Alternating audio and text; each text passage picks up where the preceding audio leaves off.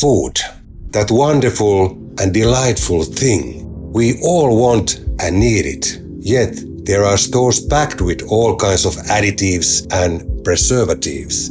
When you see what people put in their shopping carts, you may wonder how that is even possible. Many people pay for the possibility of getting sick later because of their choices. But there are always alternatives. Sure, it takes a little more to find out the best options for yourself, but it is more worthy than almost anything else. You are what you eat, they say.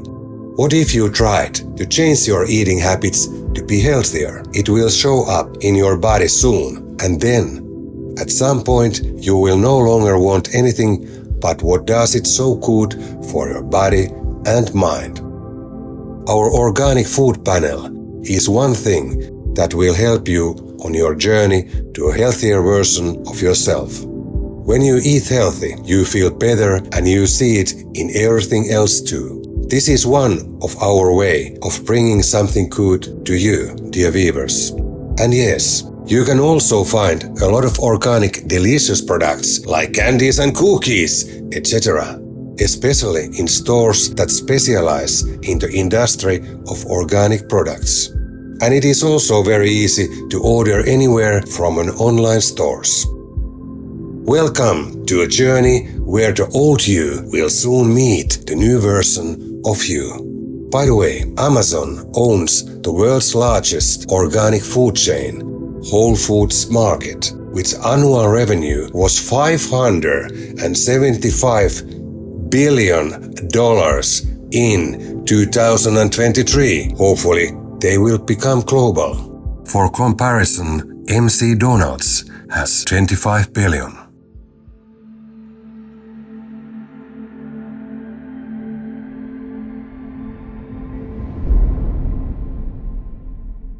Rakkaat naiset ja herrat, dear ladies and gentlemen, kära damer och herrar, kalli daamit ja herrat, cheers mesdames et messieurs, queridas damas y caballeros, cari signore e signori, sehr geehrte Damen und Herren, koska tämähän tekstitetään englanniksi, ei sentään näin monella kielellä. Rakkaat katsojat, tervetuloa Noblefitin ensimmäiseen kautta aikaan paneelikeskusteluun. Ja sen aihe on, koska mä olen luomumies, ja aivan oikein, se on luomupaneeli. Ja sen tavoitteena, pyhänä tavoitteena on, että te, rakkaat ihmiset, saatte vähän lisää tietoa luomusta. Ja toivottavasti myös löydätte sen sitten kauppojen hyllyiltä, koska tämän jakson kautta te saatte tietää, minkä takia se kannattaa nyt ja jatkossa aina. Joten sydämellisesti tervetuloa kaikki te ihanat ihmiset. Ja voisitte ensin alkuun hiukan esitellä itsenne lyhyesti, vaikka tästä näin Pro-luomun toiminnanjohtaja Aura Lamminparras. Tervetuloa. Ja voitko hiukan lyhyesti itsestäsi kertoa? Kyllä, joo, kiitos. Mä oon tosiaan Aura Lamminparras ja Pro-luomun toiminnanjohtaja. Ja me Pro-luomu, me ollaan tämmöinen luomualan arvoketjuorganisaatio, yhteistyöorganisaatio, ja me edustetaan luomuarvoketjun toimijoita. Meidän jäseniä on viljelijäjärjestöt, niin kuin esimerkiksi tässä vieressäni istuvan Susanin Luomuliitto, mutta myöskin sitten elintarviketeollisuutta edustavat toimijat, yritykset, pienet yritykset, isot yritykset, ja sitten meidän jäseniä on kauppa, S-ryhmä ja Kesko, ja sitten meillä on monia muitakin sellaisia luomusta kiinnostuneita ja tahoja, jotka on mukana tämän luomun kehittämisessä, niin kuin Helsingin yliopiston Ruralia-instituutti. Meillä on yksi tehtävä, ja se on edistää luomun kulutusta ja tuotantoa Suomessa. Ja me tehdään sitä yhteistyössä tämän laajan arvoketjun kanssa. Se on myös tämän ohjelman yksi tehtävistä, ehdottomasti. Ja seuraavana jo esitelty Susan Rännäri, Luomuliiton toiminnanjohtaja. Haluatko kertoa hiukan tarkemmin? Yes, kyllä, kiitoksia. Mä oon todellakin Susan Rännäri ja Luomuliiton toiminnanjohtaja, ja Luomuliitto, niin kuin Aura tuossa jo esitteli, on luomutuottajien edunvalvontajärjestö. Eli meidän päätehtävänä on ajaa luomutuottajien, alkutuottajien etua ja ylläpitää sitä pitää huolta, että luomutuotannolla on niin kuin mahdollisuuksia Suomessa. Kiitos. Ja seuraavana taiteilija ja luomuviljelijä Osmo Rauhala suoraan New Yorkista, ainakin jossain vaiheessa Suomeen, en tiedä koska tulit, mutta kansainvälinen kosmopoliitti ja luomuviljelijä. Samassa paketissa on melkoisen mielenkiintoinen kompo. Sana on vapaa. No kiitoksia. Joo, 3 viikkoa sitten tultiin viimeksi New Yorkista ja se on tosiaan ollut meidän talvileiri tässä jo kohta 30, melkein 40 vuotta itse asiassa taitaa tulla ekasta käynnistä. Mutta tämä viljelijäpuoli on minusta vielä vähän vanhempi kyllä, että olen ollut viljelijä käytännössä lapsesta asti, eli edelleenkin hoidan syntymäkotiani ja on siinä nyt sitten 19 viljelijä suoraan putkessa, jos mennään sinne 1400-luvulle asti, että se on ehkä jossain määrin jo geeneissäkin tämä ruoan tuottaminen. Luomu oli aika selkeä valinta jo silloin 80-luvun lopulla, kun mä siihen tutustuin, ja yllättävää kyllä mä tutustuin siihen New Yorkissa. Ja sä oot ollut siis ihan niin kuin, voi sanoa, pioneereja. Kyllä, joo, siis me ensimmäiset luomuaarit tai hehtaarit kokeilin 88 vuonna, ja vuonna 90 me siirryttiin, että 33 vuotta. Että se oli jo ennen EU-aikaa tämä meidän luomuhinta, ja meillä on nyt 100 hehtaarin tila, se ei silloin ollut niin suuri, se oli pienempi 12 hehtaarin tila, missä mä olen syntynyt, että se ei ollut mikään suuri kartano, mutta sitä ollaan nyt tässä sitten vuosikymmenien aikana vahvistettu ja koko ajan oltu luomussa. Ja missä päin se sun? Me ollaan Hämeenkyrön Nokian rajalla Pirkanmaalla ja meillä on tällä hetkellä 200 uutta ja tosiaan sitten kauraa, vehnää ja ruista viljellään sitten leipäviljaksi myös. Loistavaa. Kiitos. Ja sitten totaalinen ruokaekspertti Ossi Paloneva. Kyllä vaan. Sanon sen takia totaalinen ruokaekspertti, koska mun näkemyksen mukaan sulla on aika syvällinen kokemus vaikka ja mistä, ja sä tunnet suunnilleen kaikki, ja sulla on erittäin kattava näkemys myöskin käsiteltävästä aiheesta. Joo, eli mä oon kokki ja ravintolaitsija taustainen ihminen, niin sanottu itseoppinut kokki, päädyin vähän sattumalta ruoan pariin ja sieltä löysin sitten hirveän paljon mielenkiinnon kohteita. Ymmärsin sen, että kuinka moneen asiaan ruoka yhteiskunnassa vaikuttaa ja kuinka siistejä juttuja sen parissa voi tehdä. Ja ensin vähän opettelin kokkaustaitoja, miten ruokaa tehdään ja sitten miten sitä ilmiöitetään. Ja sitten sen jälkeen on tässä viimeiset vuodet, vaikea nyt sanoa, että kuinka pitkään, jotain vajaa 10 vuotta, niin oikeastaan kaikki tämmöiset ilmiöt, mitä ruoan saralla on tapahtunut, niin on ollut niitä niin kuin eturintamassa tässä maassa toteuttamassa. Että muun muassa hävikkiruokaravintolat, niin sitä ensimmäistä olin perustamassa ja kun hyönteiset jossain vaiheessa tuli Suomeen, niin niitä oli puuhaamassa ja ylipäätään ravintolapuolella tämmöinen pop-up-kulttuuri, niin siinä tein ensimmäisiä isoja pop-up-vetoja tässä maassa ja sitten villiruoan puolella muun muassa on jotenkin niin meritoitunut, että siellä on muutamia, jotka on tehnyt perusteellisempaa työtä vielä, mutta kuitenkin niin tämmöisiä erilaisia skenejä on paljon raidannut tämän oman urani aikana. Ja siinä on ollut semmoisena niin kuin kantavana teemana tämä niin kuin tietenkin ekologisuus. Ekologisuus ohjaa aika pitkälti sitä, että mihin ruoka tällä hetkellä kulkee. Totta kai siellä on sitten erilaisia syitä, terveydellisiä ja uskonnollisia ja sosiaalisia ja kaikenlaisia muita, mutta se ekologisuus on ollut niin kuin yhdistävänä tekijänä aika monissa asioissa. Toki sitten konseptuaalista kokkaamista myös ja esimerkiksi vaikka ruoka- ja makua taidemuotona on tutkinut, mutta joka tapauksessa on hirveästi kiinnostunut kaikki ilmiöt pitkin uraa ja sitten kun on ollut sitä itse siellä niin kuin harmaalla alueella toimimassa ja tekemässä ja ennen kaikkea ajattelemassa, että mistä näissä ilmiöissä on kyse, niin sitten ja sitä on niin jäsentänyt ajatuksissa, niin siinä on sitten myöskin tutustunut hirveäisen määrään ihmisiä, joilla on samanlaisia yhtenäväisiä intressejä ja kiinnostusta näitä asioita kohtaan. Nykyään sitten elintarviketeollisuuden pyöritään tämmöistä ruokastartuppia, kasvipohjaisia homeita tutkitaan tuolla yliopistolla Viikissä, mutta myöskin satakausiruokaa ja lähiruokaa ja luomu on ollut siinä matkaparilla tämmöisiä työstettäviä teemoja. Että monipuolisesti on sitten kertynyt ruokaan liittyen näkemystä ja tietenkin se, että kun on ollut siellä tekemässä itse sorvia äärellä, niin siitä kertyy semmoista kokemusta, mitä ei saa pelkästään niin kirjoja tai teoriaa lukemalla, koska se käytäntö sitten, että siellä törmää semmoisiin kaikenlaisiin seiniin, mitä ei pelkästään kirjojen perusteella osaa kuvitellakaan. Niin semmoisia on sitten ollut jäsentämässä ja jonkun verran myöskin ehkä vaikuttanut siihen todellisuuteen, että miten muut on ymmärtänyt näitä asioita sen oman työn sitten seurauksena. Eli kuten sanoin, totaalinen ruokaekspertti. Ja sitten luomuneuvoja Erkki Vihonen. Joo, tosiaan Vihosen Erkki. Mä tuun tuolta Etelä-Pohjanmaalta ja ollut yli 10 vuotta luomun kanssa tekemisissä hyvinkin laajasti siellä neuvonnan puolella ja nimenomaan maatilojen, luomutilojen kanssa katsottu sitä maanrakenneasioita ja katsottu niitä siemenasioita ja montaa muuta siihen, mikä liittyy luomuviljelyyn. Loistavaa. Eli te tulette saamaan erittäin kattavan luomupaketin tämän ohjelman kautta. Ja saa jakaa. Ja koska tämä myös tekstitään englanniksi, niin toivottavasti tekin, rakkaat ihmiset Suomen ulkopuolella, löydätte itselleni jotain tärkeää tästä näin ja niitä luomutuotteita sitten kauppojen hyllyiltä ja osaatte myös vaatia niitä lisää sinne. Koska kauppiaat, riippuen kauppiaista, mutta esimerkiksi Suomessa varsinkin K-kauppiaat niin on sellaisia, jotka kyllä sitten myös niihin huutoihin vastaa ennemmin tai myöhemmin, kun tarpeeksi huutelee ja niitä tarvitaan. Varsinkin tämmöiset pienet K-kaupat sielläkin, missä mä asun, niin otetaan aika hyvin vastaan kyllä ja otetaan paljon enemmänkin, jos niitä löydettäisiin, jos ne hinnat olisi sellaisia enemmän kilpailukykyisiä, vaikka se ei kyllä aina siitäkään kiinni.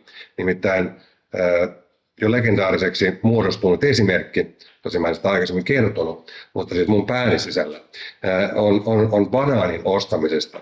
Nimittäin aikoinaan S-Marketissa asioidessa niin mä huomasin, että luomubanaani oli halvempaa kuin tavallinen banaani. Mutta mä seurasin vähän aikaa sitä liikennettä siinä, niin suurin osa otti siltikin sen tavallisen banaanin, koska ne on tottuneet siihen.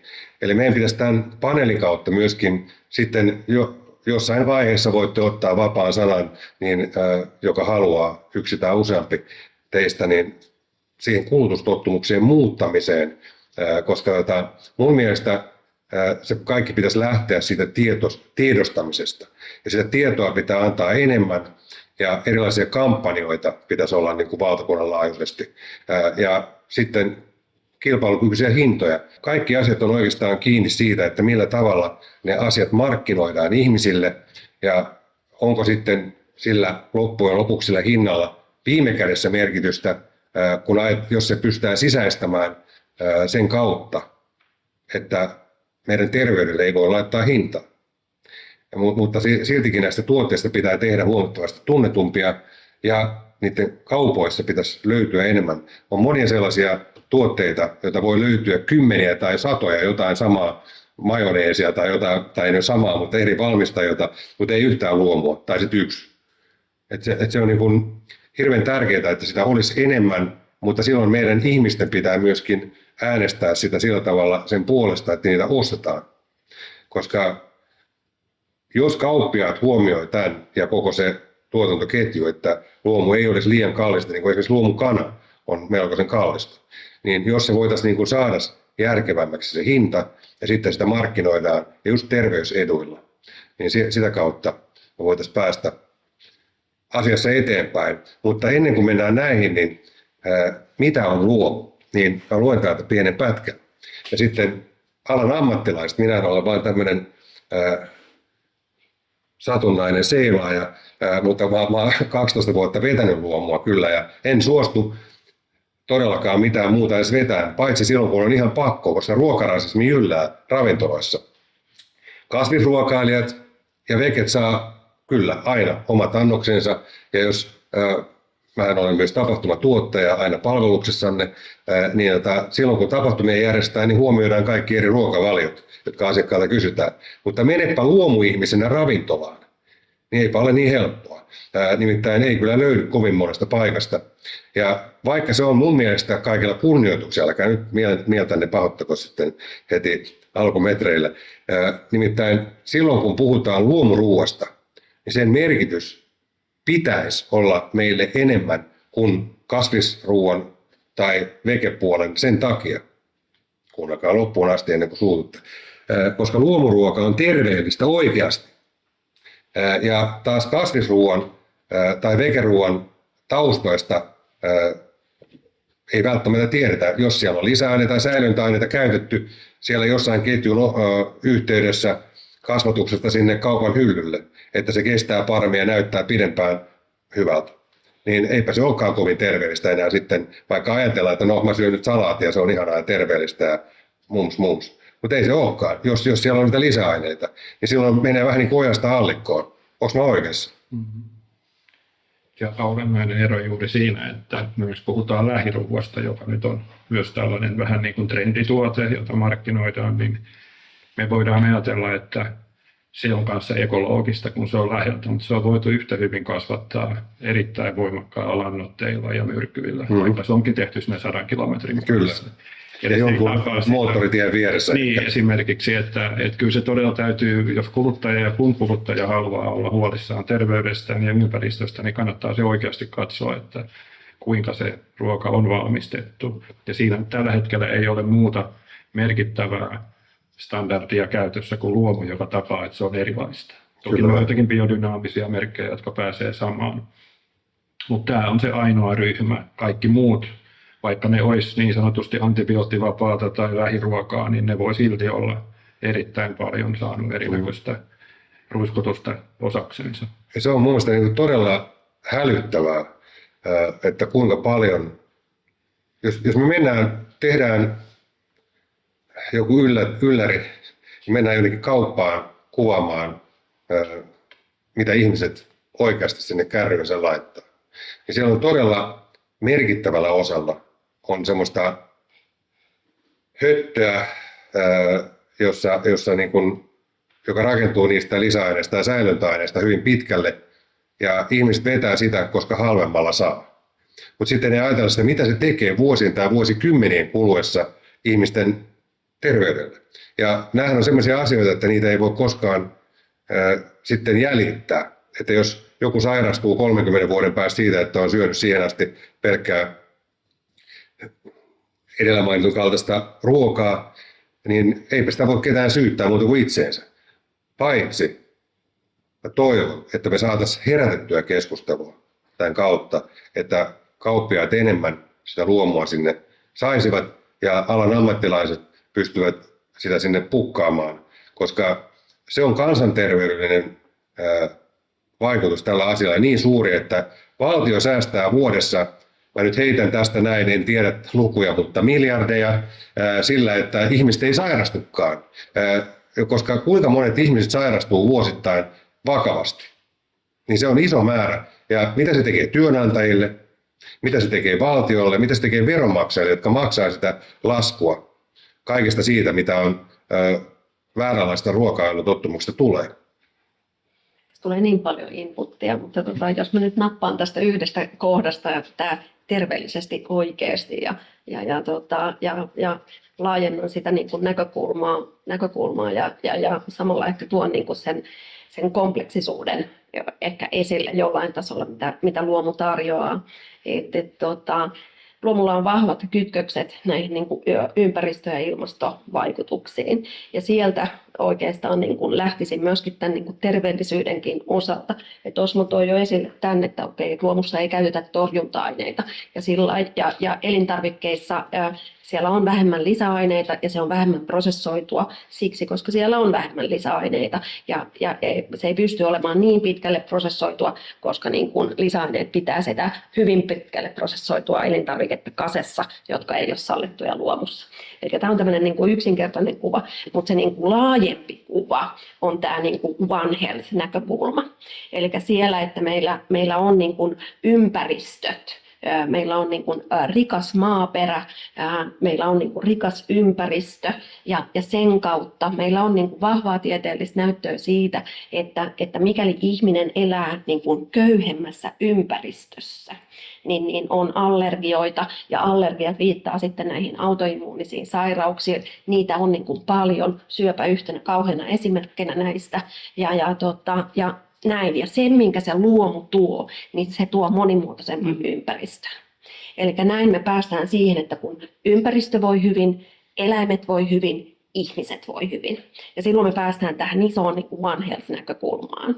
Eli tästä niin kuin terveellisesti oikeasti näkökulmasta, niin tämä olisi niin kuin ehkä tämä mun viesti, mikä on niin kuin, tämä on hirveän niin kuin, tämä monimutkainen kuva ja iso kuva, mutta se on niin kuin hyvin todellinen nimenomaan sieltä niin kuin luomupuolelta.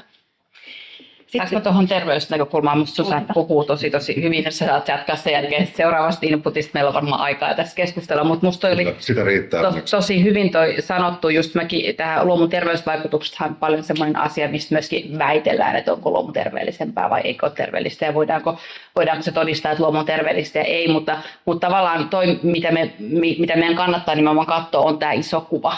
Ja nimenomaan tämä tavallaan luomun vaikutukset luonnon monimuotoisuudelle, ja se on niin kuin asia, mistä meillä on niin kaikista eniten tutkimusdataa, ja luomu on oikeasti parempi luonnon monimuotoisuudelle, ja luomun pelloilla on noin 1/3 enemmän lajeja.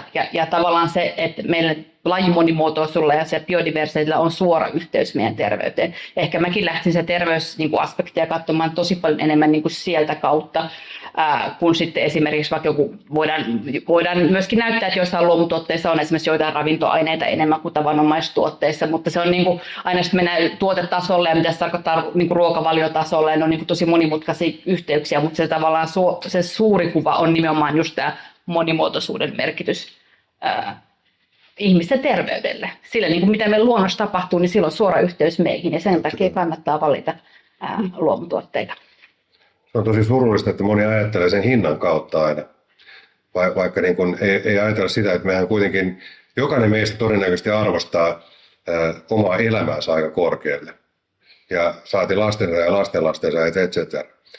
Niin, koska luomu on ruoantuotannon laatujärjestelmä ja yhdistää ympäristön ja ilmaston kannalta parhaat käytännöt, niin mikä voi olla sen parempi? Koska jos ajatellaan mitä tahansa, mitä me laitetaan suuhumme, niin se menee meidän systeemiin. Niin ei se nyt kovin järkevää tunnu, että sinne jotain myrkkyjä, lisäaineita ja säilöntäaineita ehdoin tahdoin ja vielä maksaa siitä, että niin kuin niitä pukkaa sinne sisäänsä. Niin se on niin kuin, koska ihmiset itse ostaa itsensä sairaaksi tai lääkitsee itsensä sairaaksi liian usein, niin kannattaa käyttää sitä harkintakykyä, että jokainen, täällä ei sormia heristellä, tämä on positiivinen ohjelma, ja se, minkä resonoi sua, niin ota kiinni, mutta ota selvää, koska niin kun, ei kukaan meistä, joka tässä nyt istuu, ole niin dorka, että käyttää elämäänsä vuosikymmeniä siihen, että puhuu asioiden puolesta, jotka ei oikeasti olisi hyviä. Totta kai on erilaisia asioita, joiden puolesta voidaan puhua, vaikka ne ei olisi, mutta tähän on selkeitä faktaa olemassa. Ja terveys, mä voitan 20-vuotiaat huippukuntoiset tyypit tuolla urheilussa. Ei se nyt tarkoita tietenkään sitä, että se on luomun asioita, mutta se, että mä voin hyvin ja on terve. Se, että haluaako urheilla, se on sitten oma asia. Eihän kaikki urheille, mutta sekin on tietysti tärkeää, että sitäkin asiaa huomioidaan. Oliko tästä luomusta vielä? Tämä luomusta varmasti on, kun paneeli on siitä, mutta tästä asiasta. Tästä asiasta tarttuisin noista mielikuvista ja tottumuksista. Eli luomulla on, ja varmaan ehkä kaikki tämän pöydän äärellä voisi niin kuin vaikka sanoa sen oman mielipiteensä, että mitkä ne niin kuin mielikuvat tällä hetkellä on luomusta.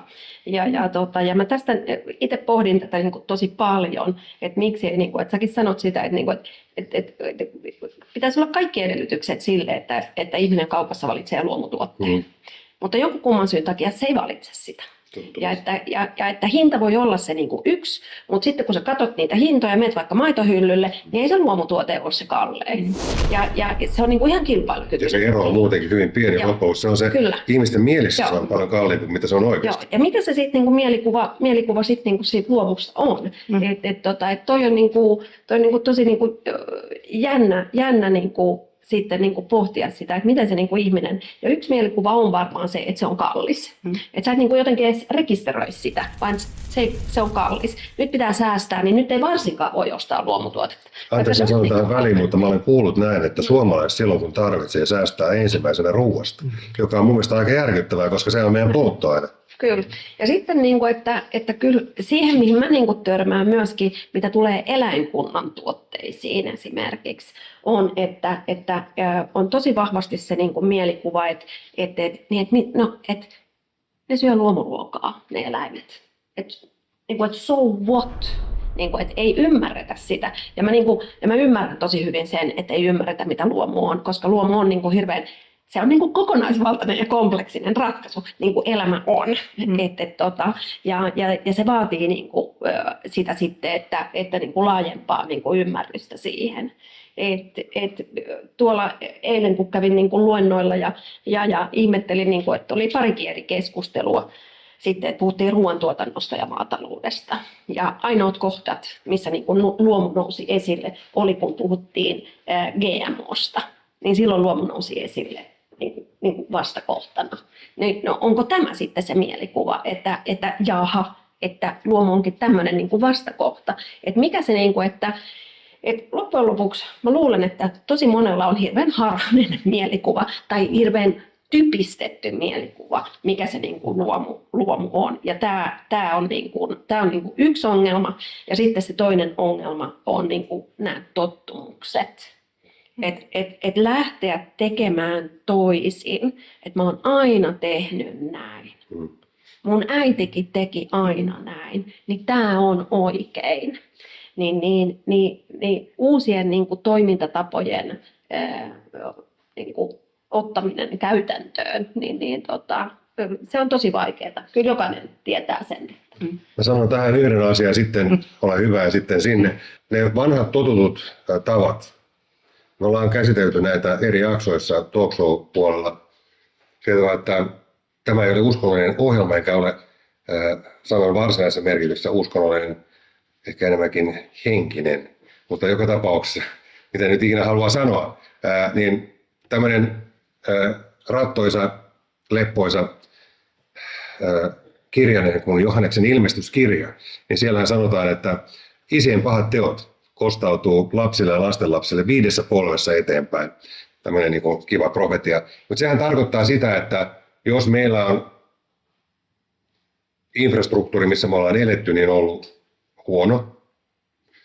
Ja sieltä on tullut vaikka väkivaltaa tai jotain muuta ikävää, niin helpolla sitten, jos lapset tottuu siihen, tai jos jompikumpi vanhemmista vaikka eron jälkeen puhuu asioita, joissa ei ole mitään perää, mutta lapset on kuullut sitä eron jälkeen koko ajan, niin ne uskoo sitä, mitä se vanhempi sanoo, jonka luona asuu. Eli ongelma on siinä, että miten siitä lähteä pois. Mä oon itse muuttanut oman historian ikävät asiat niin, että mä en suostu menemään siihen mukaan, vaan mä löydän sen, mikä mua resonoi, mikä musta tuntuu hyvältä. Ja se pitää myös löytää näissä, kun te mietitte sen oman terveytenne ja elinajan pituuden kautta, niin mikä kannattaa, niin tähän kannattaa panostaa. Joo, hyvä. Susan haastoi kertomaan näistä mielikuvista luomuun liittyen, niin me tehdään paljon kuluttajatutkimuksia ja sieltä tosiaan näkyy, että se tavallaan suurin syy, miksi ihmiset ostaa, suomalaiset ostaa luomua ja miten ne se luomu mieltää, niin se on niin puhtaus, lisäaineettomuus, torjunta-aineettomuus. Nämä on ne asiat, mistä niin luomusta tiedetään. Mutta se on tosiaan aika typistetty kuva luomusta. Se on niin hyvin, se on kaikki ihan totta. Mutta tavallaan se on se, että meidän pitäisi enemmän puhua tavallaan siitä holistisesta kokonaisuudesta, mikä luomu on, miten se on parempi, tarjoaa enemmän eläimille mahdollisuuksia voida hyvin.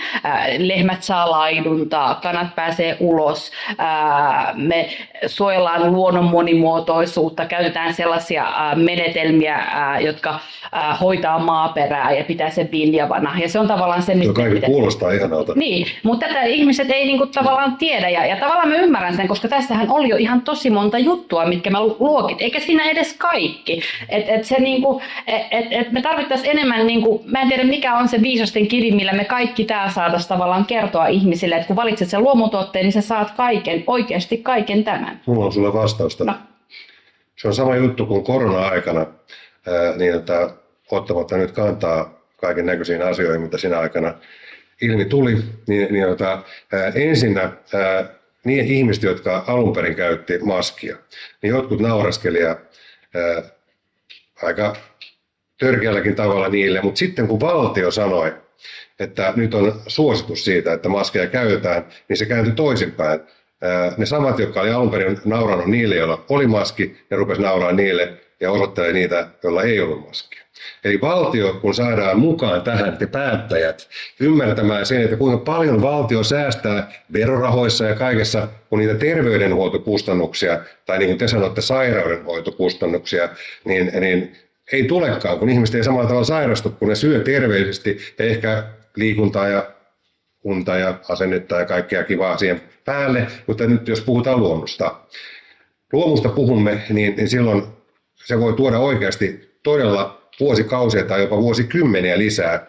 Ja sitten kun tähän otetaan vielä, jos haluatte seurata YouTubesta erilaisia johtavia maailman tiedemiehiä, niin ikään on tulossa positiivisia muutoksia kyllä meidän elinikäodotukseen. Mutta siis valtio on se vastaus tähän näin, jos sinne saadaan tämä sama asia ajettua perille. Ja siellä oli Erkillä ensin ja sitten Susanne ja sitten Ossi ja sitten Osmo. Joo, oikeastaan mä olen tietysti tämän niin kuin neuvonnan kautta niin tehnyt sitä, mutta oikeastaan yksi päätös, minkä mä tein myöskin itse, oli se, että mä rupean käyttämään luomutuotteita. Ja siinä kohtaa, kun vaimoni kanssa muutettiin yhteen saman katon alle, niin hänellä oli se mielikuva myöskin, että luomu on kallista. Ja mähän vastustin sitä myös. Oliko hän käyttänyt aikaisemmin mitään? No ei. Juurikaan. Niin. Me tehtiin ihan sellainen niin kuin vertailu siitä, että no mitä jos me syödään kuukausi luomua, niin mitä se maksaa meille? Ja sellaiset asiat tuli esiin, kun meidän hävikki esimerkiksi ruuassa väheni huomattavasti. Aivan. Ja toisaalta sitten meille tuli semmoisia harrasteita, hapanjuurileivontaa ja kaikkea muuta tällaista mukaan siihen. Ja sitä kautta itse asiassa todettiin, että ainoat jauhot, jotka toimii siinä leivonnassa, on luomujauhot. Ja tällä hetkellä meillä käytetään vielä enemmän luomua, eli käytännössä kaikki, mitä vaan löydetään, niin käytetään luomuna. Eikä se ole taloudellisesti kauhean iso kysymys. Aivan. Kyllä mä ymmärrän sen silloin, jos on 10 lasta tai niin useampia lapsia, niin varmasti luomun kustannukset nousee. Mutta loppujen lopuksi terveydelle ei voi laittaa hintaa. Niin. Mä oon laittanut kaiken. Mulla on aikoinaan ollut aika paljonkin rahaa, mutta sitten tuli huijarit ja sitten ei ollutkaan, mutta mä en päivääkään silloinkaan tinkinyt. Rahaa voi aina tehdä lisää, se ei ole ongelma. Luotettavien ihmisten löytäminen sen sijaan on se missio yksi kanssa tässä maailmassa. Mutta se, että mä en ole silti tinkinyt, vaikka joskus ei ollut rahaa, niin päivääkään siitä luomusta. Mä en yhtäkään jotain höttöruokaa syönyt senkään takia, edes silloin, kun ei ollut mitään. Ole hyvä. Se oli Susan vissiin sitten ja sitten oli Ossi ja sitten Osmo. Yes. Mä olisin noihin yhteiskunnallisiin säästöihin, että tässä oli nyt sitä niin kuin terveyden näkökulmaa ja niitä yhteiskunnallisia säästöjä. Nythän on tänä keväänä julkaistu ihan uunituore tutkimus Saksasta, jossa he on katsonut näitä yhteiskunnallisia säästöjä, jotka tulee niin kuin näistä ympäristö- ja ilmastopuolelta. Ja heidän niin kuin laskelmien mukaan niin jokainen luomuhehtaari säästää saksalaisen yhteiskunnan varoja 750–800 euroa per hehtaari, jokainen luomuhehtaari. Ja me ollaan nyt esitetty toivomus että tämän tyyppinen nyt laskelma ja tutkimus pitäisi tehdä myöskin Suomessa ja katsoa, että mitkä ne on, että kun katsotaan niitä niin kuin kaikkia kustannuksia ja säästöjä, mitä niin kuin saadaan aikaan yhteiskunnassa. Niin se on ihmeellistä, että niin tämmöiset asiat, jotka on, kun siis laskee se miten päin tahansa, niin 1 + 1 on 2. Se ei ole 3 tai 5 tai 0,5.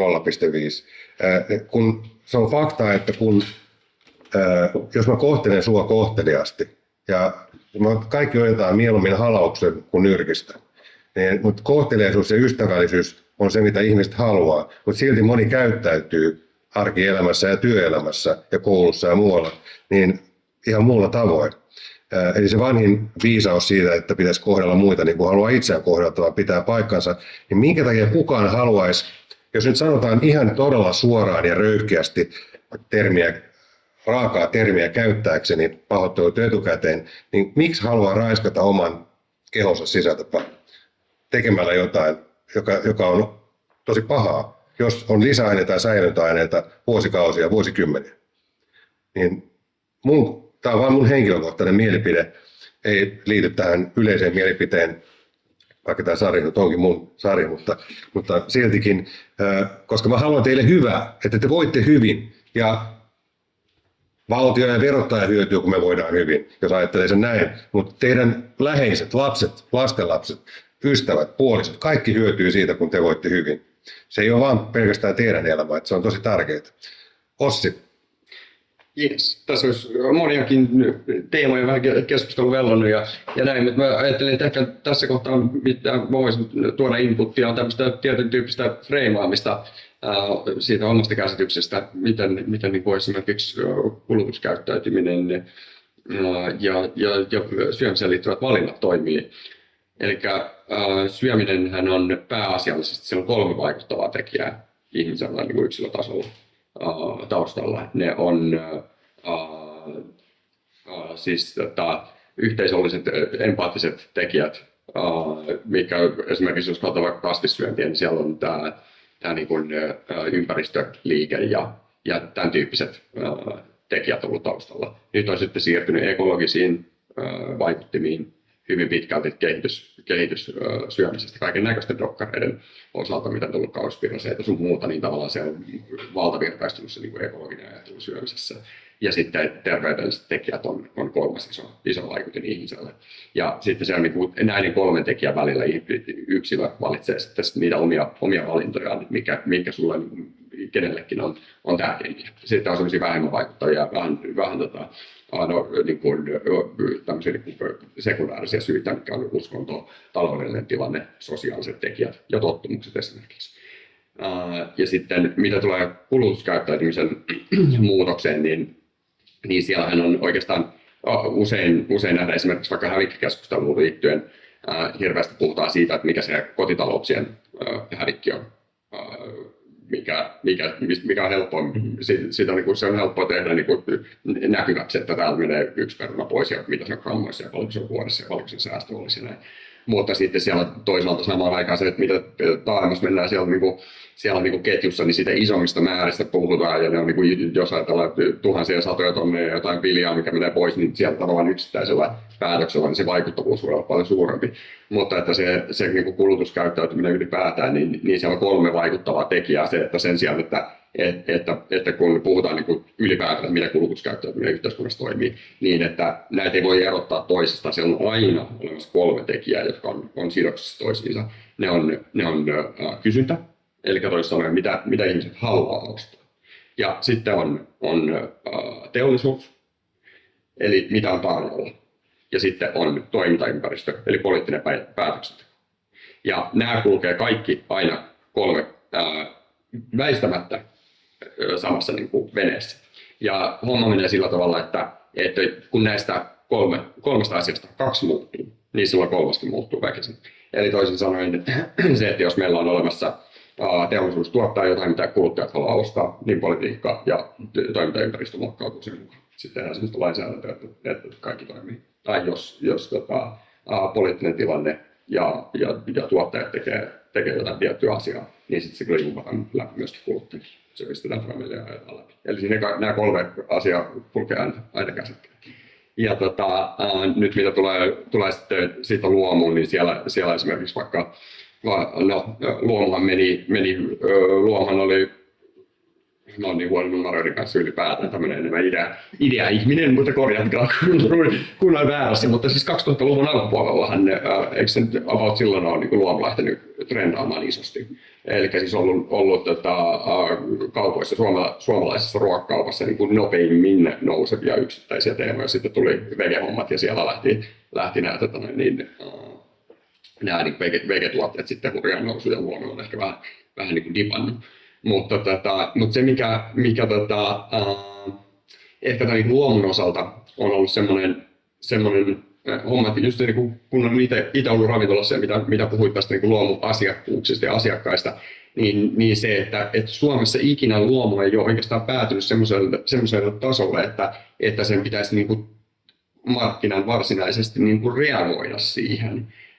Että kuluttajia on, jotka sitä haluaa, niin on toki olemassa, mutta se ei niin kuin, tavallaan ole noussut niin merkittäväksi ja pakolliseksi, että siihen olisi niin kuin tarjonnan ja politiikan niin pitänyt niin kuin, totta kai se, että kysyntä nousi ja sille on kysyntää, niin niitä tuotteita on, mutta sillä ei ole sillä tavalla niin kuin poliittisella päätöksenteolla tai sitten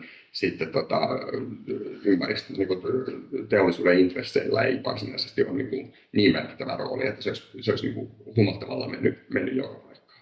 Mutta totta kai sitten näistä niin kuin sekundaarisista syistä, esimerkiksi taloudelliset syyt, niin se, että pystytäänkö sitä tukemaan ja tekemään sitä houkuttelevampi vaihtoehto. Sen takia luomu esimerkiksi kalliimpi kaupassa, että siellä on ollut lyhyemmät hyllyjät ja hitaampi kierto, mikä on tarkoittanut sitten, että se tulee myöskin sinne hintaan siirtyy tämä niin hävikkivaikutus. Mä en tiedä, onko tämä nyt enää nykyään relevantti tekijä, mutta niin se on aiemmin ollut. Totta kai siis, jos mitä enemmän luomua menisi, niin hintakin silloin tippuu. Kyllä vaan. Ja sitten viimeisenä niin yhteenvetona tähän niin luomuun liittyen, niin oma käsitys elintarvikkeiden tuotannosta ja myöskin niin kuin alkutuotannosta, maataloudesta on se, että kaikki tämmöiset niin kestävät ruokaekosysteemit, ruokaratkaisut niin perustuu ajatukseen siitä, että mahdollisimman paljon lisäarvoa tuotetaan mahdollisimman lähellä alkutuottajaa. Eli että se arvon nousu tapahtuu mahdollisimman lähellä sitä sen ruoan alkuperää. Niin silloin me saadaan luotua elinvoimainen ruokaekosysteemi, missä on paljon toimijoita ja ihmiset tulee sillä toimeen. Meillähän ylipäätään ruoan osalta on niin surkea tilanne, että meillähän ei tässä maassa ole varmastikaan yhtään ainuttakaan selväjäämäistä ihmistä, joka tulisi ruokasysteemin ulkopuolelta ja ajattelisi, että ruoan alkutuotanto olisi sellainen bisnes, jolla voisi tehdä rahaa. Siinä tilanteessa me ollaan tällä hetkellä ruoan tuotannon suhteen. Ja se, että jos me pystytään luomua katsomaan vaikka miten Tanskassa ollaan tehty, siellä on luomun varaan, ollaan jopa niin kuin voisi sanoa, että Tanskassa ollaan rakennettu luomun varaan sitä ruokastrategiaa. Se, että pystytäänkö me luomaan tämmöisistä asioista kansallisesti semmoisia niin kuin teemoja, joilla pystytään niin kuin nostamaan koko meidän tuotannon hintapistettä, esimerkiksi vaikka viennissä. Niin se näen, että luomu saattaa olla sellainen niin lisäarvotekijä, joka ei pelkästään, että on niin kokonaisratkaisu näihin kaikkiin asioihin, eli siis niin kuin ekologiset ja sitten siis empaattiset arvot huomioon ja terveys kaikki kolme huomioiden, niin hyvä ratkaisu, mutta myöskin semmoinen, jolla pystyttäisiin luomaan sen niin kuin luonnon ja ihmisen terveyden lisäksi myöskin sitten niin kuin elinvoimaisia taloudellisesti kannattavia ratkaisuja. Niin se on niin se, mihin niin pitäisi pyrkiä. Kyllä, siis meidän pitäisi tehdä suomalaisten, siis päättäjien ja tietysti kuluttajien tästä asiasta sama juttu kuin Irlanti, joka oli aikoinaan todella niin kuin taloudellisesti huonossa hapessa, on nykyään bruttokansantuottajaltaan ihan johtavia eurooppalaisia maita. Siellä on tehty niin kuin kansainväliseen yritysverotukseen liittyviä semmoisia päätöksiä, että sinne lähtee isotkin kansainväliset yritykset sitten laittaa pääkonttoreitaan, koska se hyödyttää niitä. Suomalaisten päättäjien pitäisi tehdä sitten sellainen asia, jossa suomalaiset yrittäjät, jotka toimii luomun parissa, ja suomalaiset kuluttajat, jotka saa siitä hyvää sitten itselleen ja omalle terveydelleen, niin pystyisi hyödyntämään tämän kokonaisuuden niin, että tehdään niitä Irlannin yritysmallin mukaisia ratkaisuja sen hinnan suhteen ja tuetaan ja kannustetaan ja markkinoidaan asia niin, että ihmiset tietää sen.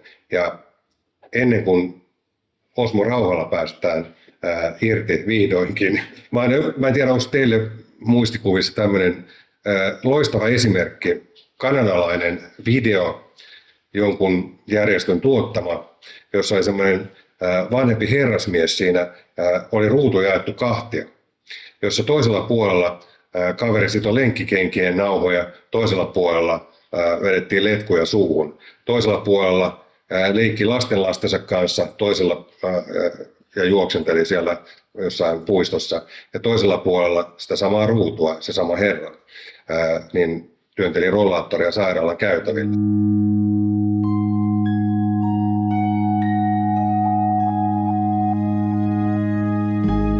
What will your last 10 years look like? Will you be quick enough for a game of tag with your grandchild? Strong enough to embrace every moment?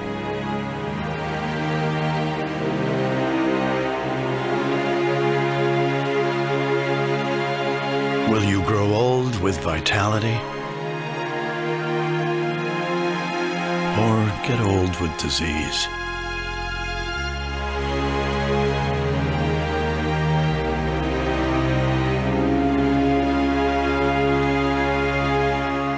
It's time to decide. The average Canadian will spend their last 10 years in sickness. Change your future at makehealthlast.ca. Dear viewer, please remember to subscribe to the channel and like this and other episodes and recommend to friends. The more subscribers and likes plus sharing of episodes on social media plus followers on social media channels and Noblefit pages on Facebook, the more and more widely we consider our viewers with various prizes. And you will get important and interesting episodes that will bring a lot of good to your life and to all of us.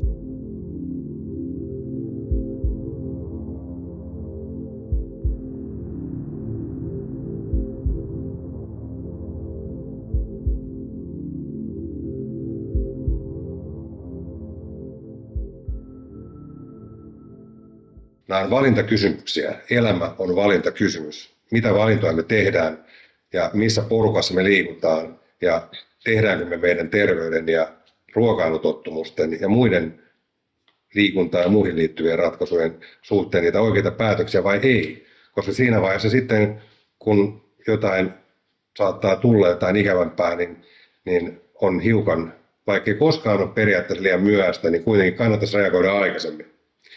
Ja sen takia me tehdään tätä sarjaa, että te, rakkaat ihmiset, saisitte jotain hyvää elämäänne. Ja täällä olisi kaikkien turvallisempia, mukavampia, parempi olla ja elää. Eikä tarvittaisi pelätä tuolla mihinkään vuorokauden aikaan kenenkään mitään. Ja saataisiin parasta ruokaa ja parasta asennetta. Siihen me pyritään. Ja ei niin kuin mitenkään pienet tähtäimet ole, mutta jonkunhan tämäkin on tehtävä. Ole hyvä. Kiitoksia. Mä jatkan tuosta Ossin suomalaisesta kolmikannasta tähän kysyntään ja kulutukseen liittyen, koska se osuu aika lailla naulan kantaan. Mullahan on sellainen pieni erikoisuus myös tässä elämässäni, että paitsi maatalous ja taide, niin mä ehdin käydä kauppakorkeakoulun ja HTM-tutkinnon suorittanut. Ja siellähän opetettiin, että kysyntä ja tarjonta on ne kaksi tekijää, jotka toistansa... Poikkeuksellinen yhdistelmä nämä kaikki kolme. No se on aika omituinen, on vähän mieskin, mutta kaiken kaikkiaan. Mulla on ollut aika monipuolinen tämä elämä ja sitten tietenkin myös tämä pitkä oleskelu tuolla New Yorkissa ja Pohjois-Amerikassa on antanut kanssa perspektiiviä ja itse asiassa juuri tähänkin asiaan tulee sieltä. Mutta meillä Suomessa ruoan suhteen tähän normaaliin terveen markkinatalouden kysynnän ja tarjonnan lakiin kuuluu just tämä kolmas eli valtio. Se sotkee meillä tätä asiaa aika lailla. Toisaalta se on välttämätön, mutta jos mä otan vaikka esimerkiksi kuinka mä tutustuin luomuun siellä aikoina niin New Yorkissa silloin 87-88 mun atelieni lähellä, mistä mä kuljin opiskelemaan, niin oli semmoinen pieni ärkioskin kokoinen myymälä, jossa luki Whole Foods. Ja se oli ainoa paikka, missä oli jono joka iltapäivä ja lounasaika. Ja mä menin sitten katsomaan, että miksi täällä jonotetaan. Täällä nyt yleensä on tavaraa ihan tarpeeksi. Se oli Whole Foodsin ensimmäinen luomumyymälä koko mantereella vuonna 87-88. Ja nyt tänä päivänä 20 vuotta myöhemmin vuonna 2010 Whole Foodsin liikevaihto oli $6 miljardia. Eli se oli yhtä suuri kuin McDonald'sin Pohjois-Amerikan myynti 20 vuodessa. Ja tänä päivänä Whole Foodsin, jonka perusta on siis luomuruoassa, he toki myyvät muutakin kaikkea tällaista gourmet-tyyppistä lähellä tehtyä. Se ei ole pelkästään luomua, mutta mitään niin kuin bulkkitavaraa siellä ei ole. Niin heidän liikevaihtonsa on 16 miljardia, kun McDonald'silla on 8. Eli nyt ne on menneet jo tuplasti ohitse. Eli silloin kun tämä homma toimii niin kuin tällä ykkös- ja kakkos, eli kysynnän ja tarjonnan lailla, eikä siihen sotkeudu muut tekijät niin voimakkaasti, niin kun asiakkaat kysyvät, tarjontaa lisätään, ja taas kysyntä kasvaa, ne toimii, koska molempia tarvitaan. Ja meillähän nyt ei juuri tarjontaakaan ole luomussa. Ja sitten tullaan tähän Suomen tilanteeseen, joka on aivan poikkeuksellinen. Ennen kuin menet siihen, mä sanon lyhyen esimerkin Whole Foodsin innoittavana ruohonjuuresta, joka aloitti pienellä puutorpalla tuossa Mannerheimin tien varressa ja on kasvanut kohtuullisen isoksi. Ja sitä kautta on myöskin niin tämmöiset pulkkimyymälät niin sanotusti, tämmöiset perinteiset kauppaketjut ja muut on niin kuin innostuneet sitten, kun on nähneet, että tavara liikkuu, niin tilaamaan myös itselleen sitten samanlaisia tuotteita, mitä on alun perin ollut siellä ruohonjuuressa. Eli vaikutusta ollaan saatu eteenpäin. Ole hyvä, jatka vaan. Joo, mutta Suomessa tämä ei toimi näin. Siis me ollaan kummajainen, meillä luomun kulutus on noin 2%. Mainitsit Tanskan, Ruotsin, siellä mennään 10-12%. Miksi se on aina näin? Miksi Skandinavian maat menee näissä ja Norjan sähköauto? Joo, kyllä. Mennään vielä parempiin esimerkkeihin Itävalta, Sveitsi, Kalifornia, joissa Sveitsissä ja Kaliforniassa ollaan jo 3/3. Kalifornia on kuitenkin siis 40 miljoonan ihmisen osavaltiot, se on niin kuin melkein Espanjan kokoinen. Et sitä voi jo niin kuin verrata isoonkin markkinaan. Ja heillä on tällä hetkellä viimeisin tieto oli 32%, kun lasketaan kaikki ravintola ynnä muu. Eli se on siis yli 10-kertainen kuin Suomessa. Ja nyt herää kysymys, miksi me, jolla olisi paras mahdollisuus tuottaa luomua täällä kylmissä, puhtaissa olosuhteissa, olemme täysin hännän huipulla tässä.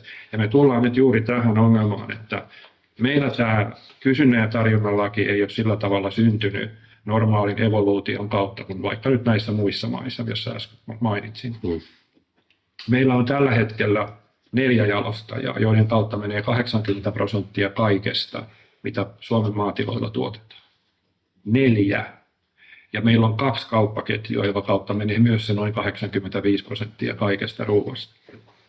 6 toimijaa hallitsee täysin tätä. Kun ajattelet vaikka Sveitsiä, joka on kuin mosaiikki, täynnä pieniä tuottajia, pikkumyllyjä, leipomoita, lihakauppoja, juustoloita ja samoin Kalifornia.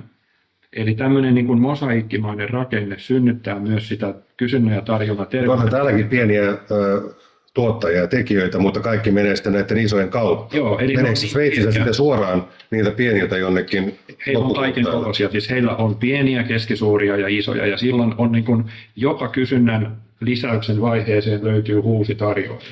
Ja miksi meillä on tällainen tilanne? Se johtuu just tästä numerosta 3, jonka mainitsit, eli valtio. Eli tämä on täysin valtiojohtoinen tämä tilanne. Nämä on aika pitkälle osuuskuntapohjaisia poliitikkojen rakentamia nämä meidän jalostajat. Ja tätä koko pakettia ohjaa 2,2 miljardia euroa joka vuosi, jonka maatalous saa julkista tukea. Ja me tarvitsemme tässä tilanteessa tätä, kun tämän tilanteen on synnyttänyt valtio, niin se on myös ainoa, joka tämän voi ratkaista. Eli siinä olet oikeassa juuri, että kun yksi näistä 3 muuttuu, niin kaikki muuttuu. Eli valtio voi olla se muuttaja.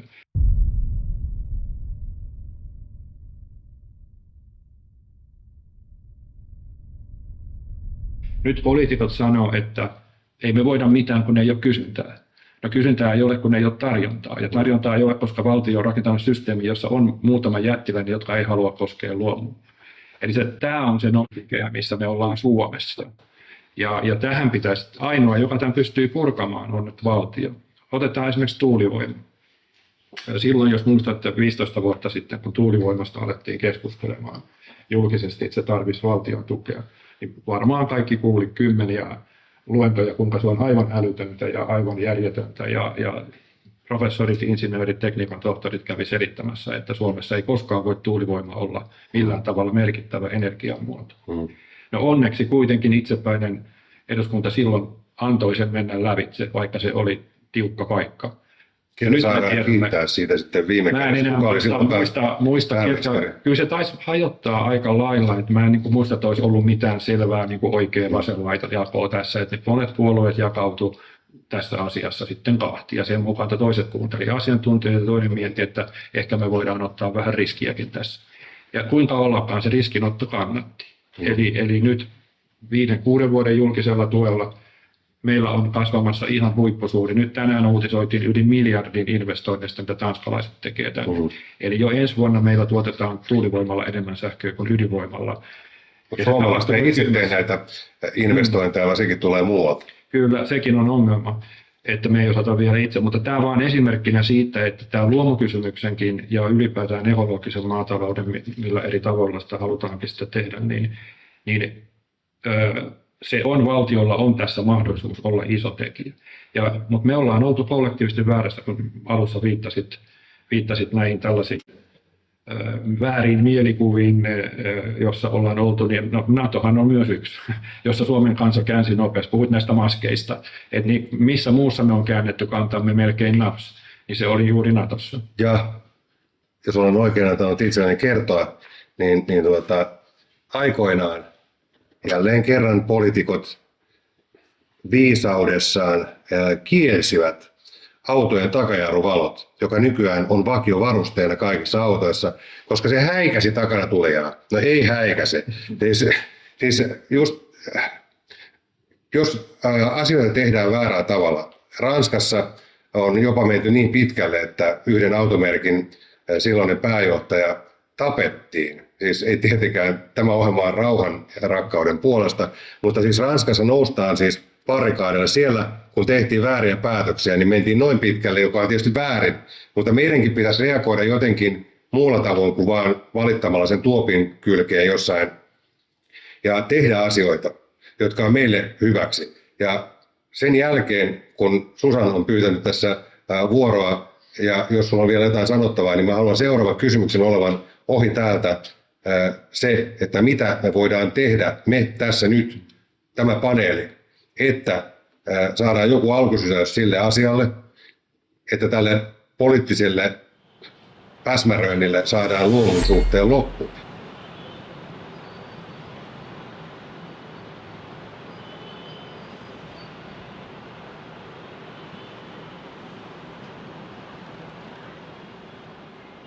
Olen kertonut monille muille, ja kaikki on samaa mieltä, että parhainta minun idea on se, että kokonaan puoluepoliittinen järjestelmä lakkautetaan. Ei ole puolueita ollenkaan, vaan sinne valitaan ihmiset, jotka oikeasti on parhaita sinne. Ja Singaporen mallin mukaan, jossa palkkaus on niin korkea niin kuin yritysjohtajilla, että ne haluaa mennä sinne, mutta vastineeksi ne tekee niin hyviä ratkaisuja. Mutta se, että mennään tähän luomukysymykseen, mitä voidaan tehdä sen jälkeen, onko sulla vielä ennen Susania tähän? No, mä jatkan hänen jälkeen tästä, että mitä voidaan sitten tehdä. Tulee hän vielä siellä välistä. Joo, mä olisin jatkanut vielä tästä Osmo ja tämän elintarviketeollisuuden ja miltä tämä niin kuin maailma nyt tai Suomi näyttää. Ja sitä niin kuin historiaa. Mulle oli hirveän avaavaa, kun mä niin kuin luin Anne Bernerin sen vientiselvityksen, missä hän avaa nimenomaan meidän elintarviketeollisuuden historiaa ja miten se on rakennettu. Et se on rakennettu voimakkaasti meillä näiden sotakorvauksien maksamiseksi takaisin. Me ollaan elintarvikkeilla maksettu sotakorvaukset takaisin, ja mehän ollaan niin reippaita me suomalaiset, että mehän maksettiin ne kaikki. Se on maksettu Oltermannilla, nyt vähän kärjistettynä. Eli koko tämä meidän niin elintarviketeollisuus on viritetty niin kuin maksamaan sotakorvauksia, tekemään Oltermannia, jotta me niin kuin vapaudutaan. Koska aika siirtyä kuitenkin 2020. Niin. No se voisi olla ihan hyvä. Ja silloin me palvellaan, että meidän elintarviketeollisuus on viritetty tuottamaan hirveän tehokkaasti sellaisia vähän keskinkertaisia tuotteita. Ja jos ajatellaan niin kuin globaalia ruokamarkkinoita, niin venäläinen niin kuin ruokamarkkina ei ehkä ole sieltä semmoisen niin kuin sieltä gourmet-päästä. No mitä vientiponnistuksia meillä nyt sitten muita on? No me viedään elintarvikkeita Kiinaan. Et kun Venäjä on mennyt kiinni, niin sitten se Kiina on nyt sitten seuraava markkina, minne se meidän Oltermanni kelpaa. Ja kun tämä koko meidän toiminta on niinku viritetty palvelemaan näitä markkinoita, niin ei se niinku luo uppoa sinne, eikä niinku sitä niinku kiinnosta.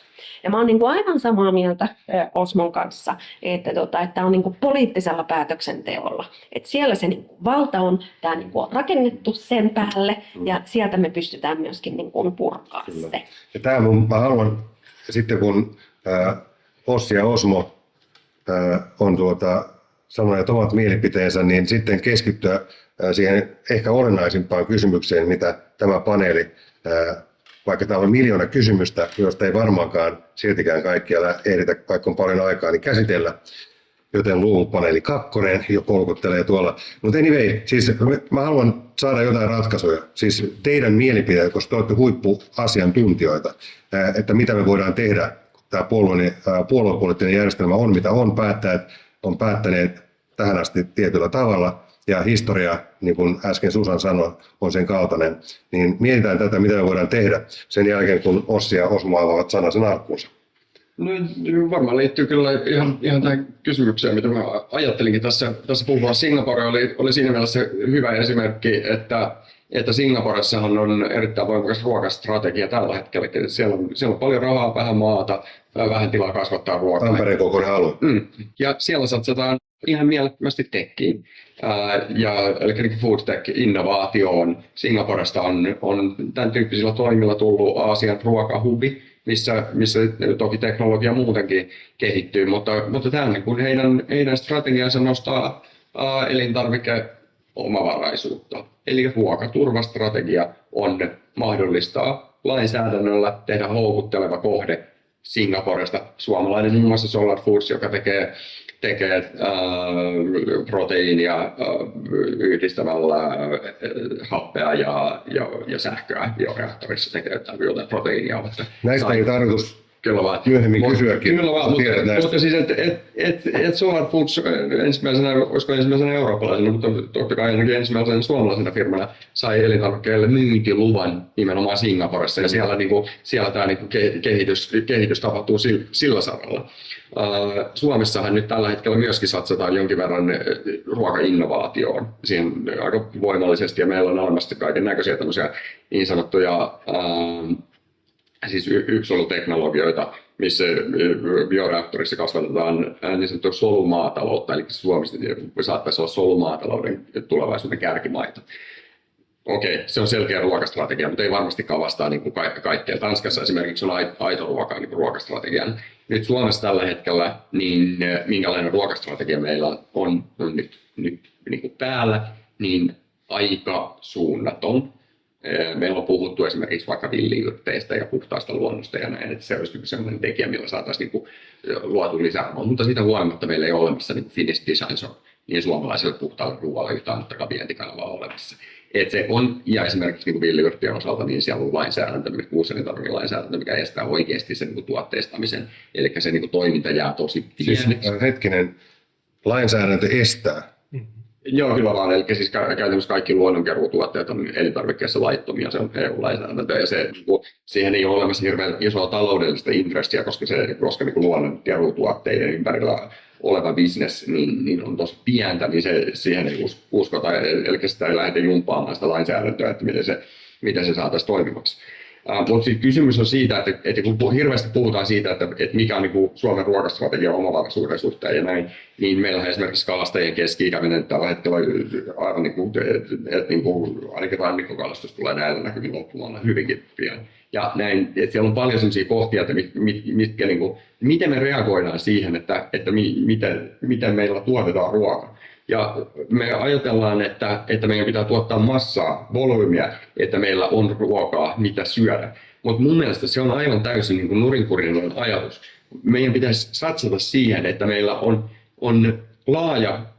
laajoilla harteilla, meillä on olemassa osaaminen tuottaa ruokaa tulevaisuudessakin. Nyt kun meillä tilakoot kasvaa, yksikkökoot kasvaa, meillä menee valtava määrä maatiloja lopettaa tällä hetkellä vuosittain kiihtyy vaan menee pienemmälle ja pienemmälle se osaaminen ruoan tuotannossa.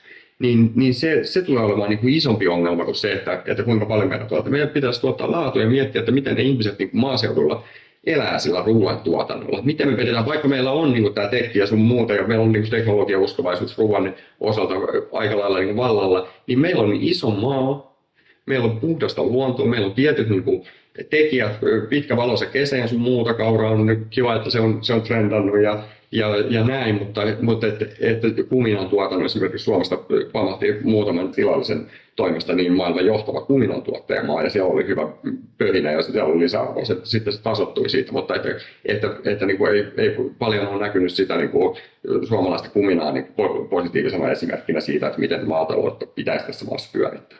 Mutta se, että kyse on siitä, että minkä tyyppinen ruokastrategia meillä on. Miten me tuotetaan 10, 20-50 vuoden päästä ruokaa tässä maassa. Se ei tule tapahtumaan niin kuin pelkällä niin kuin solumaataloudella.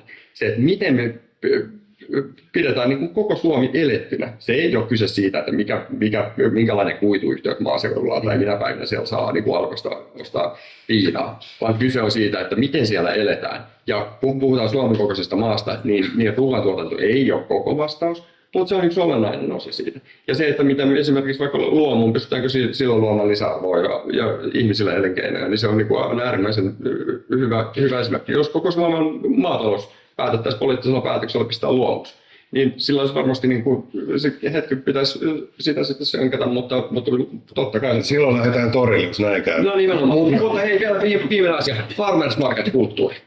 Mm-hmm.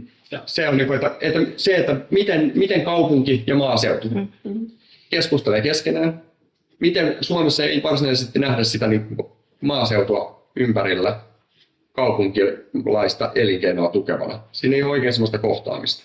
Eli se on kohtaanto-ongelma pientuottajan ruoassa ja se, että miten me pystytään esimerkiksi byrokraattisesti tai vaikka alvivapauksilla tai sun muulla poliittisilla päätöksillä kaventamaan sitä eroa ja saamaan niin se hengittävä yhteys ruoantuotannon ja kuluttamisen välillä. Niin se on niin se, mistä pitää keskustella. Mun mielestä se, että poliittiset päättäjät ymmärtää, että meidän pitää tehdä joku strategia, jolla on pitkäaikaiset seuraukset, niin positiiviset seuraukset. Niin se on niin kuin paras tapa vaikuttaa siihen ruokaan. Missä me ollaan tällä hetkellä kouluarvoasteikolla ennen kuin mennään Osmoon ja sitten oli se mun kysymys ja sulla on ehkä siellä vielä väliin jotain, mutta jos aloitetaan sieltä, Suomen tilanne niin kuin terveellisen ruoan mahdollistajana meidän kansalle, jos ajatellaan verrattuna muihin Pohjoismaihin, kun on mainittu, että Tanskassa on sitä ja tätä ja muissakin maissa, niin mikä on kouluarvosana Suomelle ja muille Skandinavian maille tai Pohjoismaille sinun mielestä? Mikä on Suomi ja mitä on muut yksitellen? Sillä nopeasti vaan, mikä intuitio on. Meillä Suomessa... Ihan numerot vaan. Joo, niin tuotetaan aika panospuolisesti ruokaa, joten se on sen kaikissa Pohjoismaissa tällä hetkellä niin 6,5. Mutta sitten kuitenkin tuolla muualla ollaan Tanskassa ihan eri leveleillä. Joo, mutta siellä on sitten taas muu se maatalous myöskin intensiivistä. Eli jos siellä on luomu iso, niin siellä on myöskin se muu maatalous aivan iso. Eli kaikessa on monta eri puolta. Eli tämä ei ole yksiselitteinen. No näitä sitten mennä näitä numeroita sitten muiden, tämä riittää, mutta mikä on sitten se parhain Pohjoismaa, jos lasketaan myös Islanti tietenkin mukaan, niin jos ajatellaan niin kuin terveellistä ruokailua, niin mikä on parhain? Valtion kannalta parhaimmat toimenpiteet kansalaisten eteen, missä yhdessä Pohjoismaassa teidän mielestä? Ehkä tässä luomussa ja nyt myöskin tosi kovasti kirinyt tässä kasvisruoan edistämisessä ja tämmöisissä ekologisissa valinnoissa, niin on kyllä Tanska. Toki Tanskassa on paljon intensiivistä maataloustuotantoa myöskin ja hyvin ympäristölle haitallista, mutta kyllä he tosi kovasti niin kuin panostaa esimerkiksi luomuun ja myöskin kasvisruokaan ja moniin muihinkin ekologisiin asioihin ja nimenomaan elintarvikkeiden vientiin ihan eri tavalla kuin Suomessa. Siellä julkisissa keittiöissä syödään todella paljon luomuruokaa. Kööpenhaminassa julkisissa keittiöissä, kouluissa ja päiväkodeissa niin luomuosuus on 90%, siis 90%. Ihan mieletöntä. Siis Tanska on, kun Suomi sanoo, että Suomi on mukaan pieni. No siis maantieteellinen kokohan on yksi, onko se 5. vai 6. suurin Euroopassa. Ja Tanska on tämmöinen niin kuin Nummela-kokoinen läntti, ja se on silti ollut eurooppalainen suurvalta. Siellä huomioidaan näitä asioita näin eri tavalla. Niin ja asukkaitahan siellä on suurin piirtein. Suurin sama verran kuin täällä. Mitä me voidaan tehdä siis? Mitä me voidaan niin kuin tehdä, mitä me tarvittaisiin tavallaan se iso kuva, mitä me tarvittaisiin Suomessa on mun mielestä, että me yleensäkin tarvittaisiin visio, että mitä me halutaan. Meillähän ei ole meidän ruokajärjestelmällä eikä täällä meidän maataloustuotannolla ole mitään visiota. Me vaan niin kuin tehdään ja valitetaan ja kaikilla ketjussa menee oikeastaan vähän huonosti. Et sehän on niin kuin se tilanne. Me tarvittaisiin se visio, mitä me halutaan, ja sitten tavallaan niin selkeät toimenpiteet, miten siihen visioon niin lähdetään. Mennään siihen kohtaan, se liittyy siihen äskeiseen kysymykseen, kun Osmo kertoo, oli jotain vielä siinä, niin toi visio on se, mitä mä haluaisin teille kaikille tähän, joka voidaan välittää kaikille eduskunnan jäsenille meidän kautta. Se on siis, mä haluan oikeasti vaikuttaa.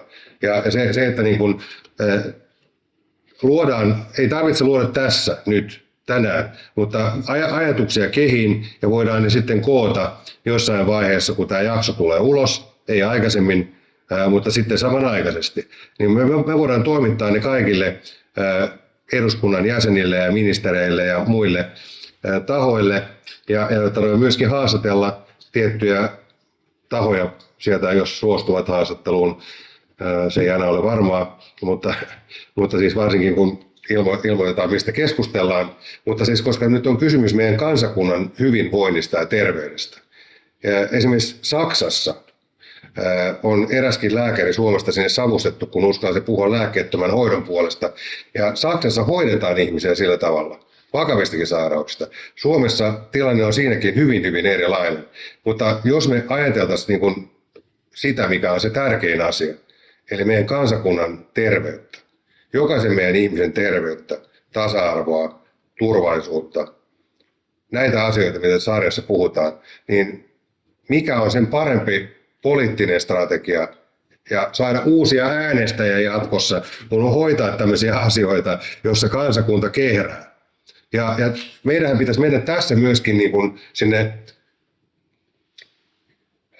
samalla tavalla kuin erilaisissa äänestyksissä suomalaiset on, tai Suomi on pärjännyt tuolla, niin jos me tehtäisiin tästä semmoinen, Jallis oli myös mukana perustamassa Hartwall Arenaa, sen jälkeen siitä tuli vähän niin kuin vientituote vähäksi aikaa, että Jallis kävi tuolla kertomassa, miten tämä tehtiin. Ja samalla tavalla Kumina tai mikä tahansa onkaan, niin me voidaan tehdä omalla osaamisella, jos tehdään oikeita päätöksiä siellä ylimmällä taholla asti, niin Suomesta niin kuin luomutuotannon pohjoinen paratiisi. Jos poliitikot avaa ja nämä muutamat toimijat ovensa tälle asialle. Ja jos ajatellaan sitä, että kuinka paljon myydään lisää ja säilöntäainepitoista ruokaa ja mitä ikävää ne vuosien aikana saattaa tuoda ihmisille, niin jos se jää pois ja ihmiset voi paremmin, kaikki hyötyy. Nämä toimijat voi tehdä niitä puhtaampia. Ihmiset syö aina, pikku vinkki. Eli vaikka me syötäisiin vain luomua, me joka tapauksessa syödään tietty määrä päivässä. Ei se minnekään häviä. Eli nämä tekijät ei, tai jakelijat ei, kauppaketjut ei häviä missään vaiheessa. Sehän tässä on niin kuin hyvä pointti, että se kannattaisi ottaa mieleen. Mitä oli mielessä? Joo, siis kyllä mä menen nyt suoraan siihen, mitä voidaan tehdä, ja siinä on 3 asiaa, on ihan selkeä käsitys tästä. Me tarvitaan ensin se iso kuva, minkä takia tämä nykymeno täytyy muuttaa, ja se on aika helppo todeta. Me tiedetään kaikkialla maailmassa, että pääoma eli ruokamuuta kuluu. Kauppakorkeassa opetettiin, että pääomaa ei saa syödä. Ja se on paha juttu, koska se on monissa paikoissa jo puolet ruokamullasta on kadonnut yhdessä ihmisiässä. Miten se tarvitaan käytännössä, siis puolet ruokamullasta? Ruokamullasta, siis se mikä on se juuri, joka kasvattaa ja pitää sen kasvun yllä, eli se ruokamulta. Miten se niin on onnistunut hävittämään? Koska siihen kylvetään nitraattilannoitteita ja käytetään myrkkyjä ja torjunta-aineita, sieltä katoaa kaikki eloperäinen elämä pikkuhiljaa. Se muuttuu siis satojen vuosien aikana hiekaksi lopulta. Niin, eli samalla tavalla kun ihmiset syö niitä lisää nämä säilöntäainepitoisia, ne voi tehdä itselleen sen sisältä päin. Kuunnelkaa rakkaat. Ja seurauksena ei ole vain se, että se ruokamulta häviää, vaan että ne ravinteet on sitten vesistöissä, eikö niin, ja ilmakehässä. Ja nämä asiat pakottaa kaikki maat, varsinkin teolliset maat, muuttamaan strategiaa lähivuosikymmenien aikana merkittävästi. Miksei heti? Miten aina kaikkea vedetään jonnekin vuosikymmenien päähän? Näin pitäisi juuri tehdä, koska ennaltaehkäisy on aina kaikkein halvinta. Mutta tämäkin on ollut tiedossa pitkän aikaa varmaan muillakin kuin sinulla. Mutta mitä ei tehty? Ei tapahdu, ja siinä on omat syynsä. Tämä mikä on se syy? Strategia. No siinä tullaan esimerkiksi samaan syyhyn, miksi tupakan terveyshaitat kesti 30 vuotta todistaa. Ja edelleenkään ei ole lisäaineja säilöntäaineista tai sokerista, esimerkiksi karkeissa ja muissa, joita ihmiset vetää tuolla, niin ja kaikki ne hössönmössön pössöt, joita saa tuolta kaiken näköisistä ABC-liikkeistä ympäri Suomen niemen, kun ei siellä ole mitään luomua tarjolla. Kun sä menet sinne, niin hampurilaista ja pizzaa ja kaiken näköistä potkaa löytyy, mutta ei mitään varoituksia mistään. Mutta siinä ongelma on juuri se, että se kesti 30 vuotta yhden asian, kuten tupakan osalta, todistaa riittävän kiistattomasti, jotta se voitiin kieltää, että nyt meillä on tupakattomat tilat ja niin edelleen. Nämä kaikki kemikaalit joutuu samaan syyniin ja niistä osa havaitaan yhtä pahoiksi, mutta se vaan kestää aikaa ja me emme tiedä, onko meillä sitä. Mutta tämä on se yksi iso kuva. Mennään sitten siihen konkreettiseen Suomen keisiin, että jos tämä ihan koskee meitä kaikkia, tämä iso kuva, joka pakottaa muuttamaan maataloutta joka tapauksessa. Ja se tulee toisille kalliimmaksi kuin toisille. Ne, jotka edelläkävijyyttä pääsee halvemmalla ja pysyy terveempänä ja ympäristö paremmin. Eli siinä on monta hyötyä. Kuten sinä esimerkiksi 80-luvulta tämän tiedostaneena. No silloin... Ajattele mikä käppi. No juu. 80-luvulta ja monet ei ole vieläkään sitä tajunnut, minkä sä oot tiennyt näin kauan aikaa. Joo. Mutta se, samalla mulle selvisi myös tämä Suomen tilanne, ja nyt Suomeen on ihan konkreettinen asia, minkä vaikka Suomen eduskunta voi tehdä, on just tämä tuulivoiman kaltainen hanke, jossa jollakin, onpa se vaikka 6 vuoden aikana, rakennetaan samanlainen tukimekanismi, joka ei ole siis jatkuva, vaan se on projekti. Ja siinä aikana, niin kuin tuulivoima saatiin kehitettyä sille tasolle, että se pyörii nyt omillansa, niin luomun volyymit saadaan semmoiselle tasolle, että meidän iso jalostusteollisuus oikeasti sen kannattaa rakentaa luomutuoteperheet. Ja silloin me saadaan se tarjonta. Ja miksi näin pitää tehdä, kun nyt kysyy tietysti kansanedustaja X ja Y ja Z, että miksi tällaista tehdään, miksi meidän pitäisi antaa rahaa penniäkään tähän, niin syy numero 1, omavaraisuus. Sota osoitti, että me ollaan täysin riippuvaisia oltu Venäjän kemikaaleista. Meillä meni maatalouskriisiin välittömästi ensimmäisenä kesänä muutaman kuukauden jälkeen. Luomu tarjoaa vaihtoehdon, jossa me ei tarvitse välittää yhtään, tuleeko niitä kemikaaleja idästä tai lännestä. Me kyetään hoitamaan se asia itse. Eli se on numero 1 syy. Numero 2 on se, että Suomi on huonoin ruoanviejä EU:ssa. Se on ihan fakta, joka löytyy 10 selvityksistä, joita on tehty. Ja ainoa alue, jossa me voitaisiin kasvattaa luomun vientiä, siis ruoan vientiä, on luomutuotteet. Sitä markkinaa ei ole vielä kyllästetty. Silloin tullaan juuri tähän laatukysymykseen, jota säkin tässä jo moneen kertaan peräänkuulutit. Meidän pitää sitä jalostusastetta nostaa ja meillä ei ole mitään muuta realistista vaihtoehtoa kuin luomu. Mä olin 2 vuotta maabrändiryhmässä asiantuntijana, jossa oli koko Suomen vientiteollisuuden ja vientiosaamisen parhaat voimat koottu 2 vuodeksi työskentelemään. Ja me tehtiin raportti vuonna 2010, jossa me totesimme, että puolet Suomesta pitäisi laittaa luomuun heti. Vain sen takia. Siis yksi syy oli myös tämä omavaraisuus, me todettiin se jo silloin, by the way, jo aika ennen pandemiaa ja sotaa. Se oli ensimmäinen syy, jotta me vältytään ostamasta näitä panoksia Suomeen. Ja toinen oli se, että kun me tutkittiin, me käytettiin isoja konsulttifirmoja selvittämään, että mikä suomalainen imago voisi synnyttää positiivisen mielikuvan sitten niin kuin jonkun sitten keski-eurooppalaisen, amerikkalaisen, singaporelaisen asiakkaan mielikuvissa. Tavanomainen ruoka ei resonoinut millään tavalla. Mutta heti kun tuli puhe puhtaasta ja siis nimenomaan luomusta, jolla pitää olla sertifikaatti, niin se resonoi. Mutta siinäkin oli selkeä raja, että se ei riitä, että on se 30% tai 40%. Vasta kun mennään yli 50%, niin kansainvälinen kuluttaja rupeaa oikeasti miettimään, että hei, toi maa on oikeasti puhdas. 50% jälkeen. Niin, ja tätä tutkittiin ja se oli sen takia me sitä suosittelemme. Se on aika uskomaton juttu, että vaikka tässä on ollut meidän koko vientisektorin parhaat aivot ja kyvyt tutkimassa tätä asiaa, niin koko alan hallinta, maatalousministeriö, kukaan, elintarviketeollisuus, kukaan ei ole välittänyt hevonkuusta. Nimenomaan mielipiteestä. Ja sieltähän muistaakseni Luomuinstituutti sai alkunsa. No kyllä, mä olen sen kummisetä, sen voi sanoa. Se on tiedossa, että se oli yksi, jonka pitäisi tehdä myös näitä asioita, joista mekin nyt puhutaan, että hiukan on annettava, vaikka onkin juuri synttärit tulossa kyseiselle laitokselle ja onnea vaan kovasti, mutta hiukan risoja siitä, että tätä keskustelua ja tällaisia papereita, joita me tehdään nyt talkoilla, olisi kiva saada sieltä. Mutta ei mennä siihen. Mulla on sitten vielä se 3. syy, miksi tätä perustellaan tätä kansanedustajille. Ja se on sitten se, että me tiedetään, että näiden järvien, vesistöjen ja ilman puhdistaminen ja myös meidän terveyden hoitaminen jälkikäteen tulee maksamaan paljon. Eli me saamme tästä vielä bonuksena näillä 2 periaatteella, että me saadaan pysytään turvassa saadaan parempi vientituote, eli enemmän rahaa jäämään. Me puhutaan jopa siis monen miljardin euron jäämisestä kotimaan talouteen, jos me siirrymme näihin. Ja se raha tulee siitä, että meidän ei tarvitse ostaa kemikaaleja ja me saadaan enemmän rahaa viennistä. Mutta bonuksena me saadaan sitten vielä nämä hyödyt ympäristölle, terveydelle. Ja ne on kansantaloudellisia numeroita, jotka voi, tämä oli hyvä, mitä kerroit siitä Saksasta, tosi tärkeitä lukuja. Nyt niitä on tutkittu jo.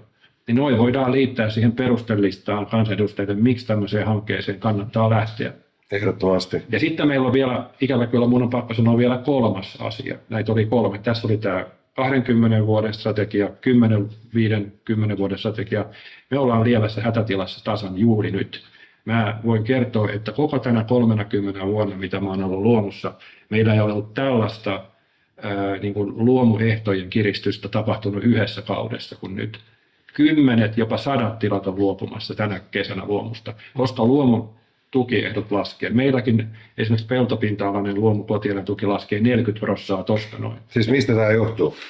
Ihan puhtaasti hallituksen ja ministeriön tekemistä tukipäätöksistä. Mitä ihmettä, siis meillä on niinku varaa niinku tukea Kreikkaa ja Kyprosta aikoinaan ja kaikkia muita, kun ensin pitäisi hoitaa tämä oma pesä kuntoon ja oman kansan turvallisuus ja terveys. Kyllä, ja tämä on ihan akuutti kriisi. Ja tässä on jopa sellainen deadline, että 15.6. mennessä kaikki suomalaiset viljelijät tekevät ratkaisun seuraaviksi vuosiksi, mitä nyt on kaikki sopimukset katkolla tällä hetkellä.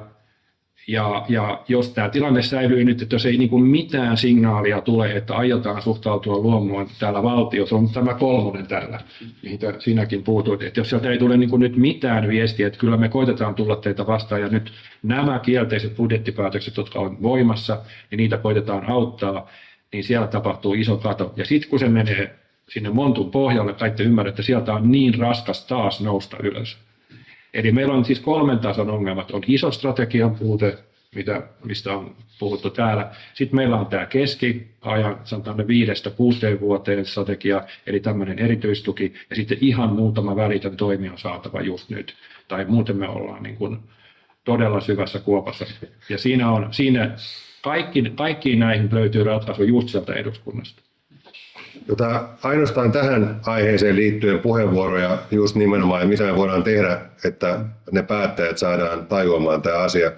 Ja jos kerrataan sitten, että hänellä oli sormi sitä ennen, sitten sinä. Mutta jos on tähän asiaan, muut kysymykset myöhemmin, asiat myöhemmin.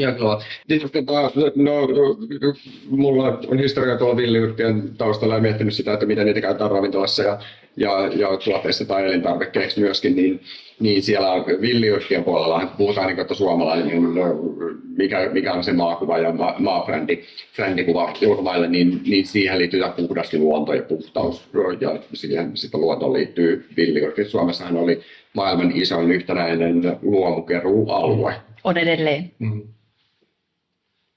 Se on kyllä vähentynyt hehtaarit, mutta on edelleen maailman suurin. Missä? Mutta siis virkamiespäätöksellä se poistettiin. Eli se tehtiin tämmöinen päätös, että käytännössä se, mikä on ollut automaattisesti luomukeruualuetta, virkamiespäätöksellä tehtiin. Varmaan Susanne esimerkiksi osaisi vielä tarkemmin tästä asiasta kertoa. Mutta tehtiin siis ilmoitusvelvolliseksi, eli tilan omistajan pitää itse ilmoittaa tilansa metsän luomuksi. Mun kannalta, jos mä ravintolassa käytän nokkosta, niin sillä ei ole merkitystä, että onko se metsästä A vai metsästä B. Mutta sitten kun mä tein sen tuotteeksi ja yritän viedä sitä Aasiaan, niin sitten sillä onkin merkitystä, että onko suomalainen metsä luomua vai ei. Niin se, että se luomukeruualueelle tehty niin kuin, vahinko, niin on niin kuin käsittämätöntä, että mihin tämmöinen niin perustuu. Oikeastaan kertoo vaan siitä, että ei nähdä, että se ruokastrategia on täysin suunnaton, että ei ymmärretä, että meidän pitäisi luoda lisäarvoa täällä ja lisäarvoa ja vientituotteita ja laadukkaita tuotteita. Ja totta kai se luomustatus, luomusertifikaatit on lisäarvoa vastaavia tekijöitä ulkomaiden silmissä. Mutta nimenomaan se, että se niin kuin, mun mielestä tärkein asia, mitä näissä asioissa voi tehdä, on ilman muuta se strategian peräänkuuluttaminen. Että mitä me ollaan, mihin tämä pitää vaatia, että meillä pitää olla joku suunta. Se, että kuka ylipäätään päättää ruokaan liittyvistä asioista tässä maassa. Minkä ministeriön alle ne kuuluu? Tanskassa ne kuuluu ruokaministeriön alle. Ja mitä me voidaan tehdä silloin, kun jos te olette seuranneet, niin kuin kaikki on seuranneet, yhteiskunnan menoa ja poliittista päätäntää tässä nyt niin kauan kuin on, niin eihän täällä ole tapahtunut mitään muutoksia. Se on ihan sama, ketä siellä heiluu siellä Arkadianmäellä. Lenita Aidas sanoi mulle aikoina, että sulla on niin hyviä ideoita, Johnny, että sun pitäisi hakea sinne Arkadianmäelle. Mä sanoin, että kuule Lenita, että siellä käy sillä tavalla, että jos joku idealisti kansanedustaja sinne päätyy, niin puolueen oma etu ajaa sen idealismin yli hyvin nopeasti, mutta jos on niin idealisti, että ei sittenkään niin käy, niin sitten tulee erilaiset valtionyhtiöiden hallintoneuvostojen jäsenyydet ja sen verran hyvät kokouspalkkiot ja muut etuisuudet, että tiedetään mitä nappia niissä tai äänestyksissä painetaan. Joten miten voidaan vaikuttaa semmoisiin päättäjiin, jotka menee sen oman puolueen järjestelmänsä maankielen läpi? Kaikilla rakkaudella, mutta oikeasti meidän pitää tehdä ei niin kuin joskus takavuosina ainakin, että eduskuntaan meni joku maaseudun isäntä ja sitten ajoi niitä omia teitä siellä parempaan kuntoon siellä kotikunnassa, vaan niin, että kansanedustaja, siinä ei sanota, että se on niin kuin sen oman kotikunnan edustaja, vaan kansan edustaja, koko kansan. Me olemme kaikki sen kansan jäseniä ja te siellä, ainakin suomalaiset, tämä menee muuallekin. Mutta siis sama asia joka maassa, niiden kansanedustajien, se on tulos tai ulos, goddammit. Oikeasti. Ja jos niin kuin sanotaan jotain vaalilupauksia, niin meillä pitäisi olla järjestelmä, jolla me voidaan seurata niitä, että ne oikeasti toteutuu. Jos ei toteudu, niin sitten tulee sanktioita. Ensimmäiset sanktiot on, että palkka alenee. Sen jälkeen tulee maksu puolelle. Ja jos on oikein rankkoja tyyppejä, niin häkki heilattaa. Koska se voi naurattaa teitä siellä ja osaa täälläkin, mutta siis se totuus se on kuitenkin. Koska siis eihän tämä muuten muutu minnekään. Ja luomutilaista ajetaan ahdinkoon ja tämmöiset luomumiehet ja naiset, goddammit, jos ne vähenee siellä, kun pitäisi enentyä. Mä haluan enemmän tarjontaa kauppoihin. Jos sitä tehtäisiin sillä tavalla, että pystyttäisiin niin kuin oikeasti valtionkin kautta tuomaan se tietoisuus ihan koulusta lähtien. Opetetaan tiettyjä asioita kokonaisvaltaiseen hyvinvointiin. Kokonaisvaltainen hyvinvointi yhdeksi aiheeksi tai oppiaineeksi kouluissa. Ja sen yhtenä osana on luomuteollisuus. Ihan ehdottomasti. Ja jos teillä on tähän liittyen, että mitä me voimme tehdä, että ne poliittiset päättäjät voisivat sitten ymmärtää, koska mä haluan sen positiivisesti teille tuoda, mutta siis joskus pitää vähän niin kuin asiat mene perille, koska on kysymys meidän elämästä ja tulevaisuudesta. Meidän kaikkien, myös teidän ja teidän lasten, etc.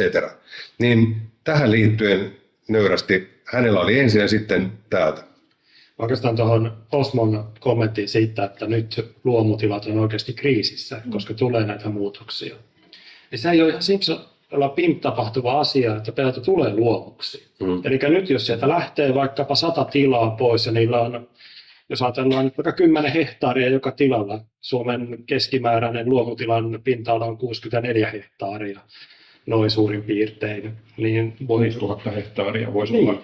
Esimerkiksi. Se, että se saadaan takaisin luomuun, kestää 2 vuotta.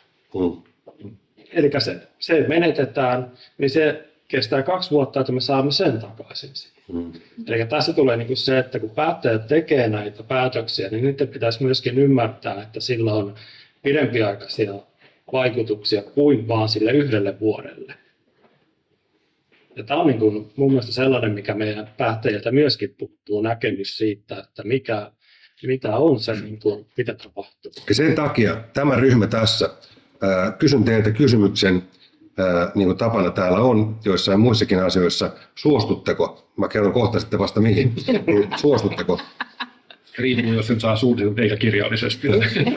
Tämä on hyvä asia. Tämä on ainoastaan hyvä asia ajaa tätä samaa asiaa ja kaikkien alalla toimivien ja kansan etuja ajetaan myöskin. Suostutteko? Totta kai. No niin, hienoa. Jokainen suostuu, myöskin toiminnanjohtaja. Siellä on vähän tämmöistä virkamiesmäisyyttä niin kuin havaittavissa. Kyllä me ollaan mukana. No hyvä. Nimittäin mun ehdotus on se, että me varataan siinä vaiheessa, kun saadaan tehtyä niin kuin kaikkien teidän hyväksymä nootti, tai mikä se onkaan, tämmöinen kohtelias, mutta tietyssä sävyssä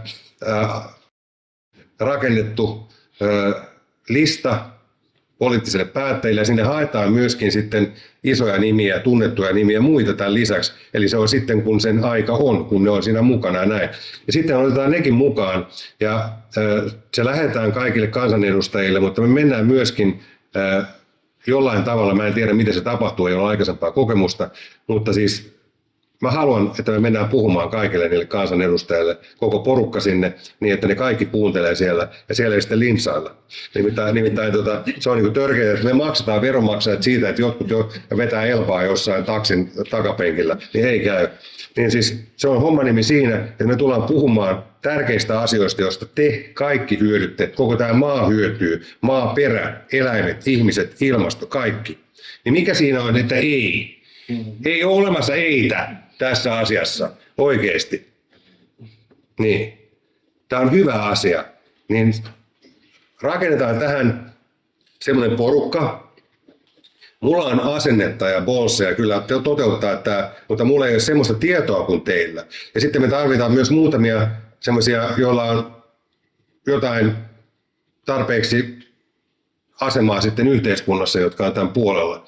Niin mietitään tämmöinen kokonaisuus, jos me halutaan oikeasti jotain, että se ei jää pelkästään joikaamiseksi.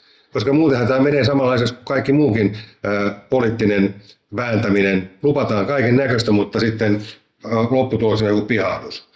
Että niin kuin, ei kukaan halua semmoista kumppaniakaan, joka vaan lupailee ja pihahtelee sitten käytännössä. Mutta poliittiset päättäjät on sellaisia liian monissa asioissa, rakkaat päättäjät. Mutta jokainen voi tehdä muutoksia sieltä sisältä käsin. Jokainen voi uskaltaa olla ihminen ja semmoinen päättäjä ja semmoinen kansanedustaja, ja te olette luvannut silloin, kun te olette sinne kinuneet ja halunneet, että nyt te olette sieltä, niin tehkää oikeita päätöksiä, koska me voidaan tehdä Suomesta kaikilta osin maailman paras maa oikeasti. Ja silloin se tarkoittaa turvallisuutta, silloin se tarkoittaa ruokailua ja silloin se tarkoittaa ilmastoa, se tarkoittaa lukuisia monia asioita, jotka kaikki pitää huomioida. Esimerkiksi, jos olen oikein ymmärtänyt, niin tämmöinen hyvinvoinnin puolesta puhuja kuin Tomi Kokko, tullessaan Australiasta Suomeen back, niin kokeili noudattaa ruoka-aineympyrää ja tuli sairaaksi. Koska siis se mikä se ruoka-aineympyrä on, niin sehän ei oikein niin kuin edusta sitä kokonaisvaltaista hyvinvointia, vaan moni asia, mitä meille opetetaan koulukirjoissa ja mitä median kautta tulee, niin ei kannata kaikkea ottaa tästä vaan vastaan, vaan kannattaa niin kuin miettiä, mikä oikeasti on meille parasta. Ja se ei ole parasta, että tehdään semmoisia poliittisia päätöksiä, että 100 luomutilaa kaatuu.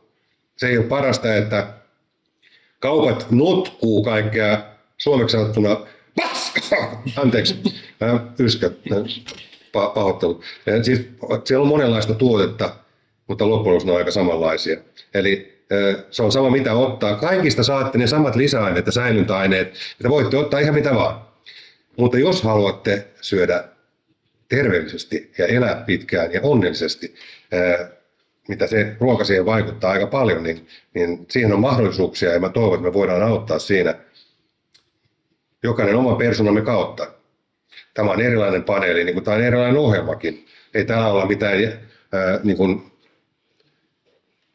rautakangen nielleitä.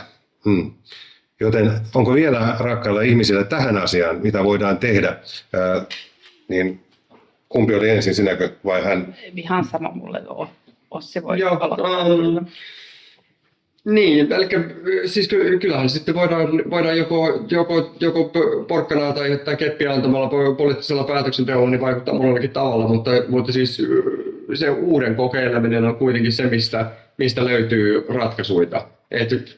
Valitettavasti me eletään sellaisessa maailmassa, että jos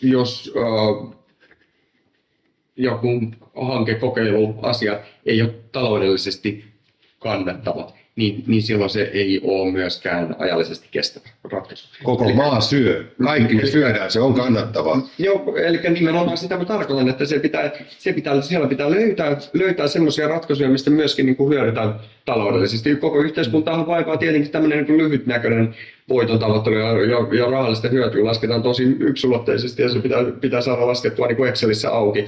Mutta se, että niin kuin tiedetään, niin monessa asiassa terveyden osalta ja ennaltaehkäisevässä työssä, niin voi kaikki sen niin kuin ymmärtää, kun se selittää, että mikä on järkevä ratkaisu, mutta sitten siihen ei pystytä. Mutta mitä ne on ne päätökset tässä, mitä me ajatellaan? No esimerkiksi nyt vaikka sitten semmoinen, että pystyttäisikö lähiruualta poistamaan vaikkapa alvivelvollisuus. Varmasti kilpailulainsäädäntö. Mikä on se luomun suhteen, kun sanotaan, että moni on sanonut sitä, että on lähituottajilla on niin kuin luomua vastaavia ruokia, mutta ei ole sitä luomusertifikaattia, koska se on niin kallis kuulemma. Kuinka paljon se maksaa? Sertifikaatti maksaa tänä päivänä, perusmaksu on jotain 300 €. Se on mitä? Tuntimaksu siihen tarkastuksesta on 150 € per tunti, kun tarkastaja käy. Mutta 300 siis on se sertifikaatti ja 150 sitten tarkastus. Valvonta. Ja kuinka usein se tarkastus tehdään ja keskimääräisin kauanko montako tuntia se menee? Sitä pitäisi kysyä varmaan ruokavirastolta, että paljonko se keskimäärin. Esimerkiksi sun tilalla.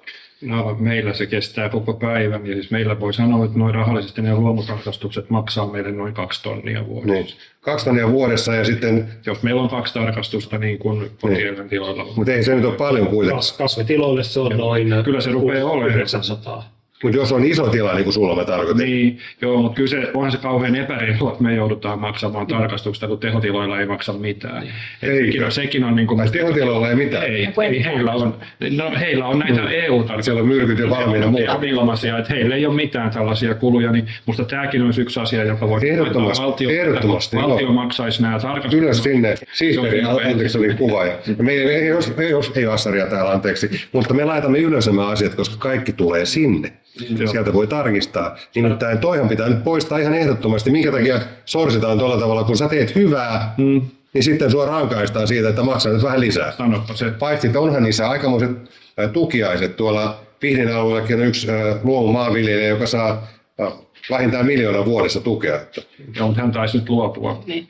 Käsittääkseni juuri hän. Joo, hän luopui kyllä, joo. Hänellä oli siis yli 1000 hehtaaria. Miksi siis luopuu kokonaan luomuun? Joo, koska nämä ehdot muuttuu niin paljon haitallisiksi, että ei kannata hänen enää. Niin sitten kannattaa taas viljellä myrkkyä. Niin. No niin. Eli siis tästä on ymmärretty, että tukipolitiikka muuttui niin, että se on tehty nyt.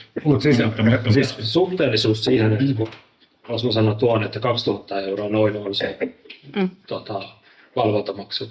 Kuinka monen kuukausipalkasta otetaan 2000 € pois? Aivan, mutta kuinka moni tienaa niin paljon kuin maanviljelijät isoilla tiloilla? Mutta tämä järjestelmä onkin rakennettu niin, että niillä tuilla joudutaan tuottamaan sitä. Eli ne on vähän niin kuin yritykset saavat investointitukia.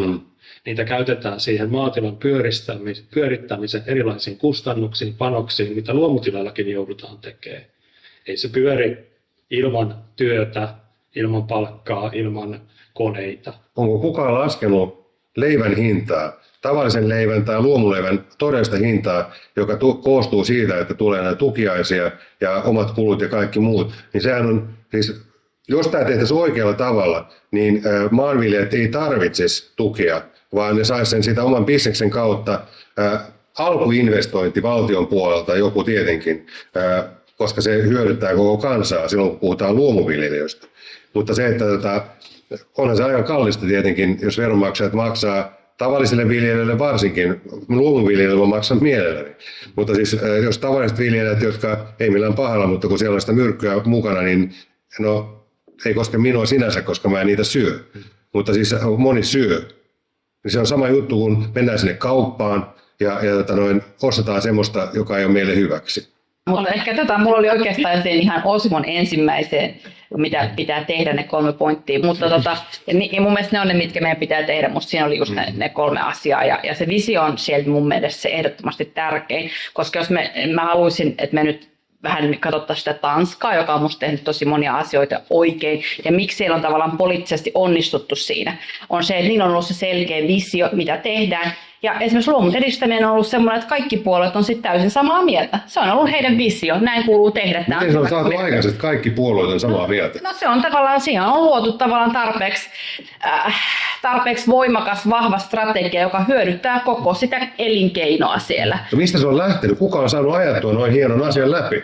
Tanskassa on se hyvä puoli, että siinä rajan toisella puolella on maa nimeltä Saksa. Niin, aika iso jossa alue. myöskin luomut Markkinoilla. on iskenyt jo huomattavasti Kyllä. aikaisemmin kuin 2000-luvulla. Kyllä. Ja jonne pystyy syytämään tavaraa helposti rajan ylittäin. Me kuvitellaan Suomessa, että me emme pysty siihen, koska Totta kai täältä meri. pystyttäisiin. Kyllä ehdottomasti. Ja sitten Tanskassa niin kaikin puolin niin siellä on niin paljon niin hyviä. Ja nyt kun nämä tarkastusmaksutkin tuli puheeksi, niin Tanskassahan niitä ei ole.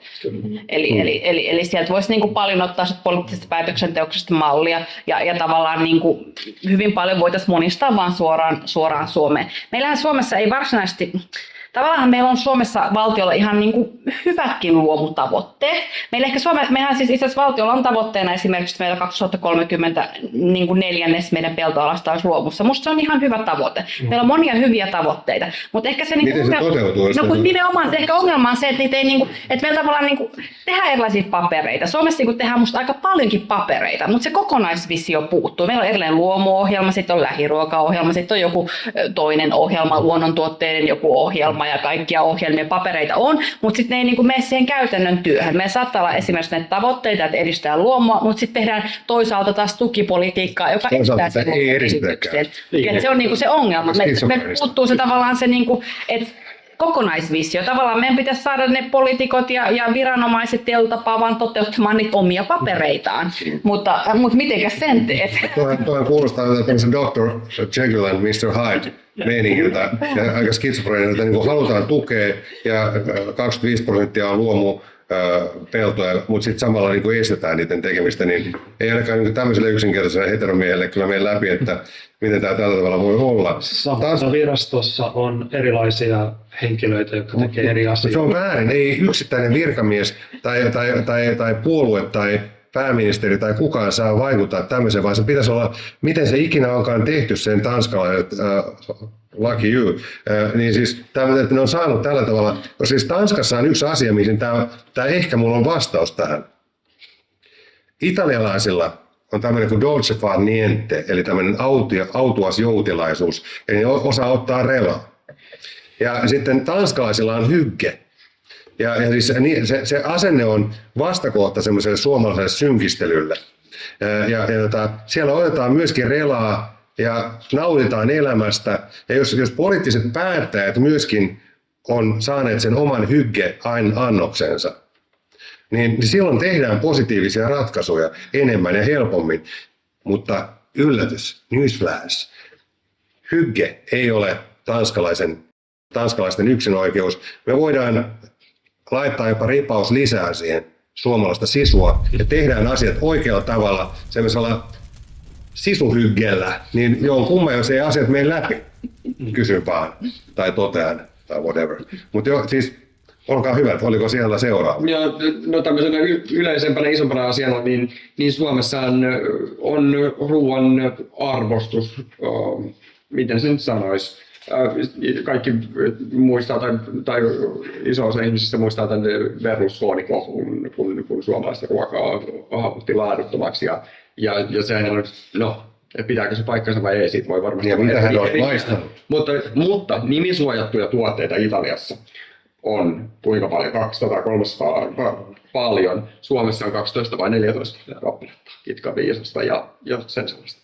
Mutta niitä ei ihan hirveästi ole. Ja siis tämä oma käsitys siitä, että okei, että Suomessa ollaan maksettu sotakorvauksia ja sun muuta ja tämä tilakoko ja sun muuta, niin että eläintalous ja tämä niin ruokaan liittyvä elinkeino on rakentunut tietyllä tavalla, mutta myöskin ihan siihen, että miten Suomi on rakentunut maana. Meillä on tie, josta on sitten tienpätkät jokaiseen pihaan, ja jos vertaa Etelä-Eurooppaan, niin siellä ollaan tiiviissä kyläyhteisössä, ja jos täällä menee kysymään kylähän, mistä sitten löytääkään sen kylän, niin kysyy, että mikä on niin kuin paras juusto, mikä on paras, kuka tuottaa parhaat hedelmät ja näin, niin kyllä se on meillä Pirkkaa. Eli se, että miten me saadaan niin kuin muutettua tämmöinen tilanne, niin kuin näin iso tämmöinen niin kuin yleinen niin kuin tämmöinen niin kuin ruoan arvostus kammettua toiseen suuntaan ja minkälaisella toimilla siihen, koska tämä on niin kuin oikeasti se pohjavire, mistä näissä asioissa puhutaan. Et nähdäänkö me ruoka semmoisena asiana, millä on niinku sosiaalista merkitystä niinku oikeasti vaikka sen ruoan laadulla tai sitten lisäarvotekijää elinkeinon kannalta. Niin se on just tämä, että minkä takia tämä farmers market-kulttuurin puuttuminen, siihen liittyvä kohtaanto-ongelma, minkälaisen byrokratialla siitä saadaan helpotettua, mutta siis jos niin Suomi nyt on niin hankkeiden luvattu maa, niin jos jonkunlaisen hankkeen niin haluaisi pistää pystyyn, niin mä pistäisin semmoisen, että ihan vaikka koululaisista asti pistettäisiin elintarvikeskauppaa pystyyn ja kuka tekee, niin kun tuetaan ihan tosissaan isoilla muksut tekemään elintarvikkeita, leipomaan pullaa ja tuotteistamaan niitä ja sitten se vähän isommalle firmalle ja näin. Et mietitään, että nyt meillä on yksi kilpailu ja se on S-ryhmän pyörittämä, mikä pyörii TV:ssä ruoan ympärillä ja se on niin sanottu kryptoista tuttu pump and dump, eli siis että S-ryhmä ottaa sinne tuotteen ja sitten kun se on että se on niin ainoa ruokaan liittyvä kilpailu, mikä meillä on. Että se, että miten me saadaan niin ihmiset innostumaan ja arvostamaan sitä, että me pystymme niin ruokaa tekemään ja tuottamaan ja mistä me saamme niitä raaka-aineita ja kenelle me myymme, miten me puhutaan ruoasta. Se, että ihmiset, nämä on pitkiä prosesseja. Se on lähinnä se kysymys on se, että nämä poliittiset päättäjät, että miten niihin voidaan vaikuttaa, että ne voi käydä. Niin, no että voiko tämän... Sitten oli Osmolla ja Susanilla ja sen jälkeen. Joo, siis kaikki on varmaan kuullut väsymiseen asti väitteen, että Suomessa on maailman parhaat elintarvikkeet. Ja heti seuraavassa lauseessa voidaan todeta, että me olemme EU:n huonoin ruoanviejä. Miten nämä kaksi mahtuu samaan kertaan? Ei voi mahtua. Eli jokin mättää. Aivopesty kansa. Niin, eli siis mitä me tarkoitamme sillä maailman parhaalla elintarvikkeilla on se, että siellä meijerissä tai siellä tilalla tai jossakin on käynyt Evira 3 kertaa päivässä katsomassa ne kaakelit. Ja kun ne on ollut puhtaat, niin me todetaan, että se maidon täytyy olla maailman parasta. Maistuu se puutijuusto miltä tahansa. Ja tämähän on se ongelma, että kun me vietiin sitä Neuvostoliittoon, niin sillä ei ollut mitään väliä, mitä me sinne vietiin. Kaikki ne vuosikymmenet sanoit, että Tanska vei Saksaan jo kauan sitten luomua. Ja ne on siellä kehittänyt ne 100 eri brändit, kun ne on testanneet niitä oikeilla markkinoilla. Meillä niin kun tilanne oli se, että juuston myyjä soitti tammikuun puolessa välissä venäläiselle tai neuvostoliittolaiselle asiakkaalle, kun se oli selvinnyt sieltä pakkasukkojuhlistansa jossakin vaiheessa, että otatteko se taas 10 miljoonaa kiloa tätä juustoa.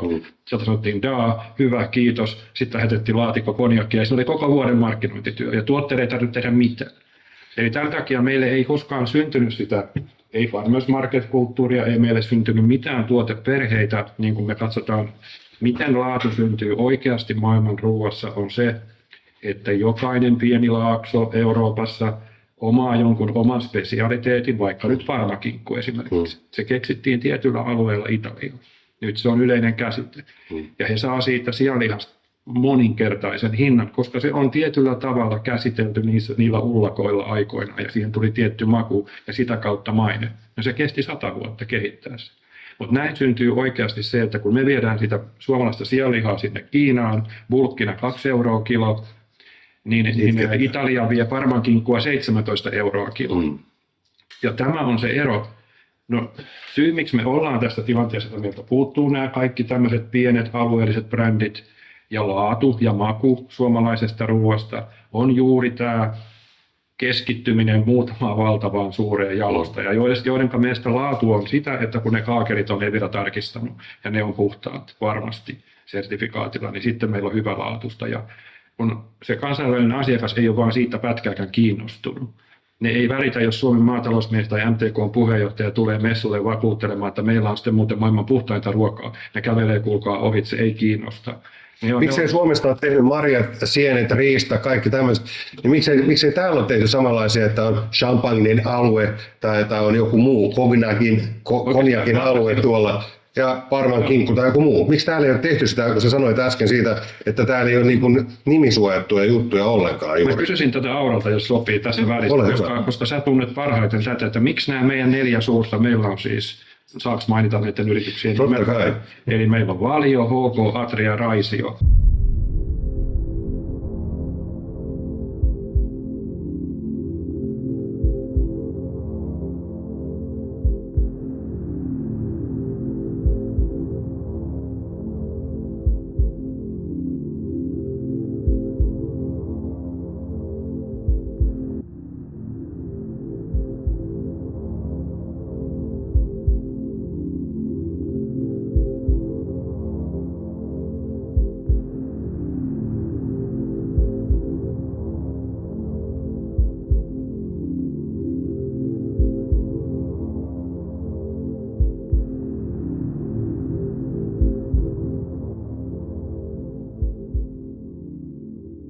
Tämä nelikko hallitsee siis liki 80% kaikesta jalostuksesta. Ja niistä ei ole kukaan juurikaan. Valio tekee jonkun verran luomutuotteita, mutta vain semmoisen ihan niin kuin minimisen, just sen 2-3% tarjonnasta. Mutta miksi näin on? Et miksi niitä ei tämä luomu kiinnosta? Vaikka kaikki, siis meilläkin he on nähneet tämän meidänkin maabränti-raportin, joka heidän pitäisi tietää, että siellä oli kymmeniä huippuasiantuntijoita miettimässä 2 vuotta sitä ja tutkimassa, mikä suomalainen elintarvike voisi edetä. Siitä on 12-13 vuotta, kun tämä on julkistettu. Yksikään elintarvikejalostaja ei ole tarttunut tähän asiaan. Osaatko sä kertoa miksi?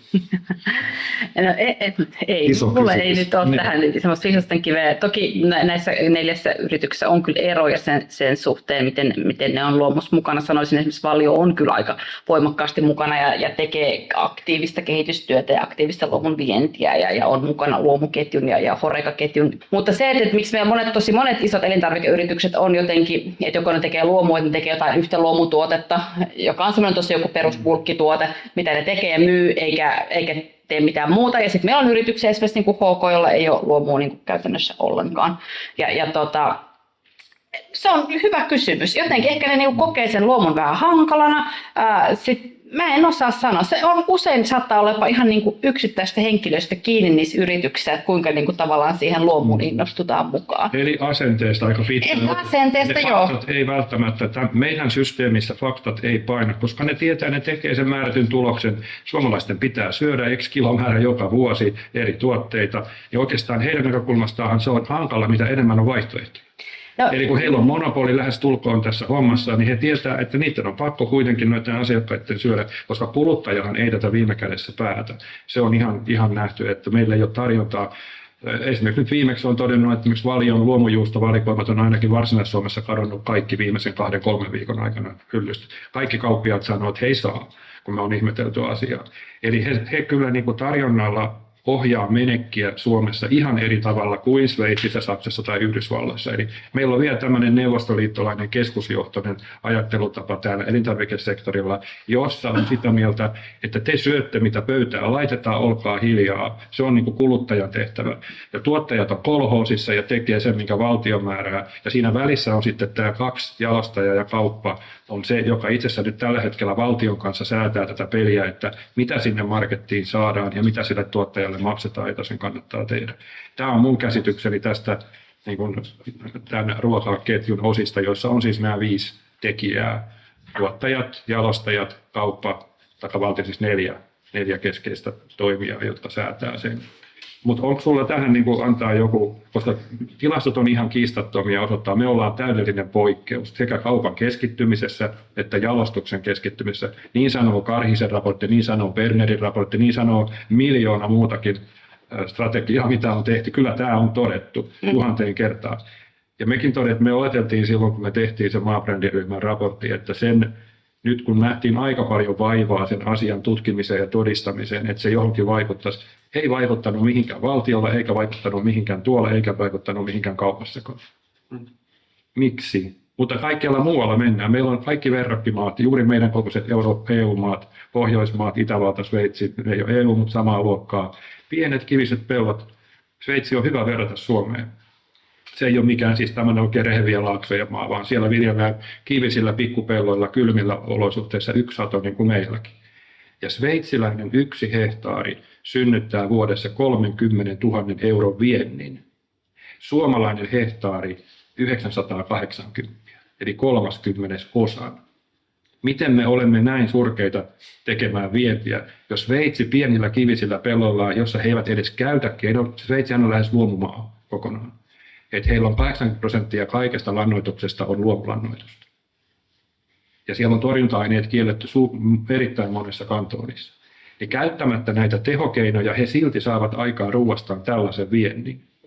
Ja me, jotka käytämme kaikkea mahdollista mömmöä, saamme aikaiseksi 1/30 per hehtaari laskettuna. Niin miksi alan teollisuutta ei tämmöinen kiinnosta pätkääkään? Koska ainakin mulle kauppakorkeakoulussa opetettiin niin, että pitää aina keskittyä vahvuuksiin kaikessa toiminnassa. Ja meidän vahvuus ei ole bulkkituotanto, vaan se on juuri sama tilanne kuin Sveitsillä. Ei ne yritä kilpailla sillä Reinin laakson suurtuottajien kanssa. Ei ne vie bulkkisikaa eikä bulkkimaitoa minnekään, vaan ne vie luomujuustoa, luomusuklaata, ne vie yrttejä, lääkekasveja. Ne jalostaa sen juuri niin kuin eräänkuulutin tuolla aikaisemmin tässä, että pitäisi jalostaa sen lähellä korkeammalle. Sveitsi tekee juuri sitä. Sen takia heillä on bruttokansantuote 2-kertainen Suomeen nähden per asukas. Koska he ovat aina jalostaneet kaiket pikkusen puuta ja metallia. Viedäänkö me sellua? Ei. Tehdään niistä käkikelloja, eikö niin? Niin kuin jo 200 vuotta sitten. Kun me päätettiin suuressa viidassa, että pistetään kaikki selluteollisuuteen, ja se on nyt kaikki, minkä me jalostamme. Tämä vastuu on joko valtio on se, joka tässä oikeasti torppaa koko ajan tämän järkevän kehityksen, tai sitten se on jalostajat. Ei tässä muut joudu törmäämään. Mä luulen, että kauppa kyllä myisi mitä vaan. Ei niillä varmaan ole sellaista periaatteellista luomua vastaan, mutta koska ne saa nyt niin kätevästi sovittua näiden 4 jalostajan kanssa tämän koko paketin, niin ne noudattaa jalostajien tahtoa ja tekee sopimuksia sitten niiden kanssa, jotta kaikkien osuudet on kivasti sovittu, eikä mitään todellista kilpailua tarvitse käydä. Liitti tuli nyt vähän häiritsemään, mutta ei se ole sieltä 10% paljon nousu.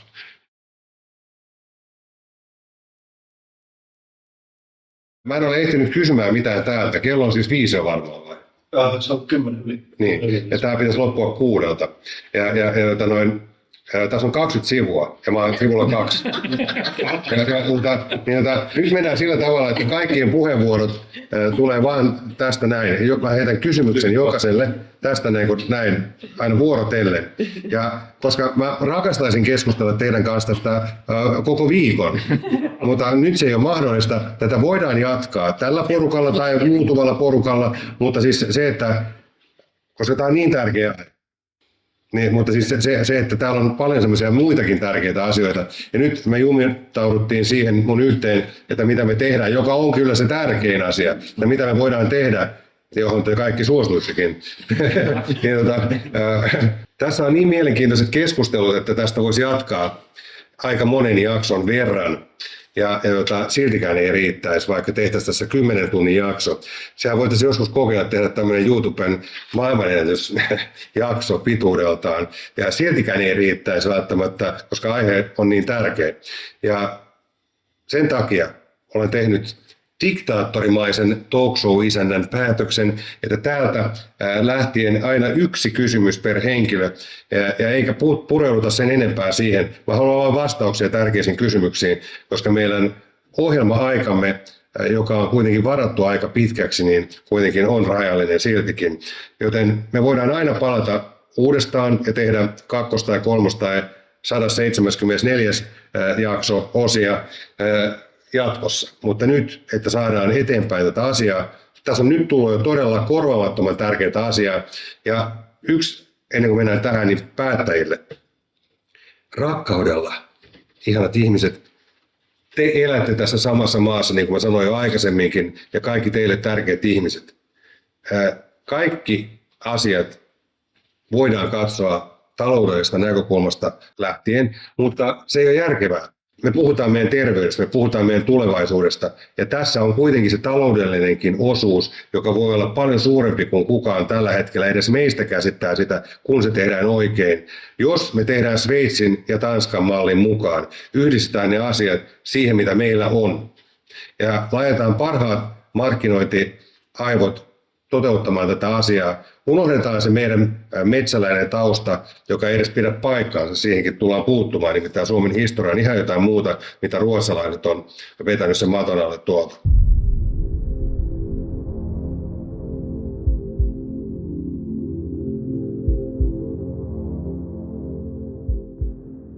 Mutta siis joka tapauksessa terveisiä vaan. Mutta me palataan näihin kaikkiin asioihin, mutta nyt luomukierros. Täältä Erkille ensimmäinen.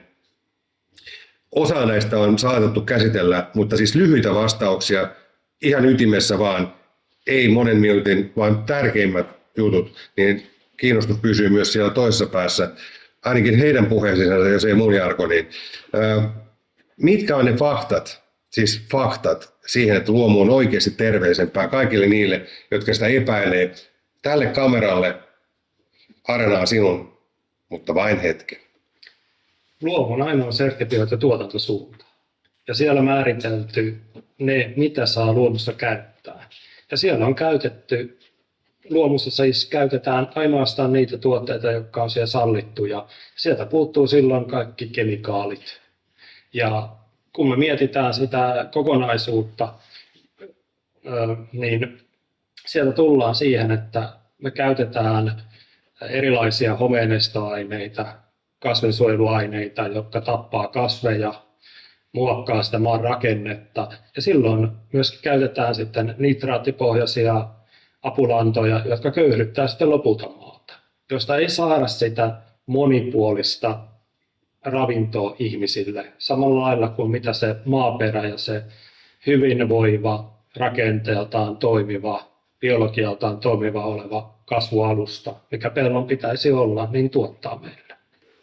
Kiitos. Onneksi on olemassa yksi apulanta, joka ei köyhdytä maata, vaan rikastuttanut musiikillaan. Kiitos Toni Virtanen ja kumppanit.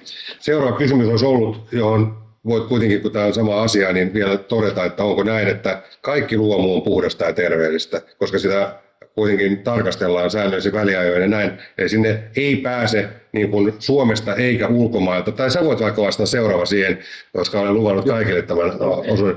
Onko kaikki luomu puhdasta? A. Suomi, B. Ulkomailta tuotu.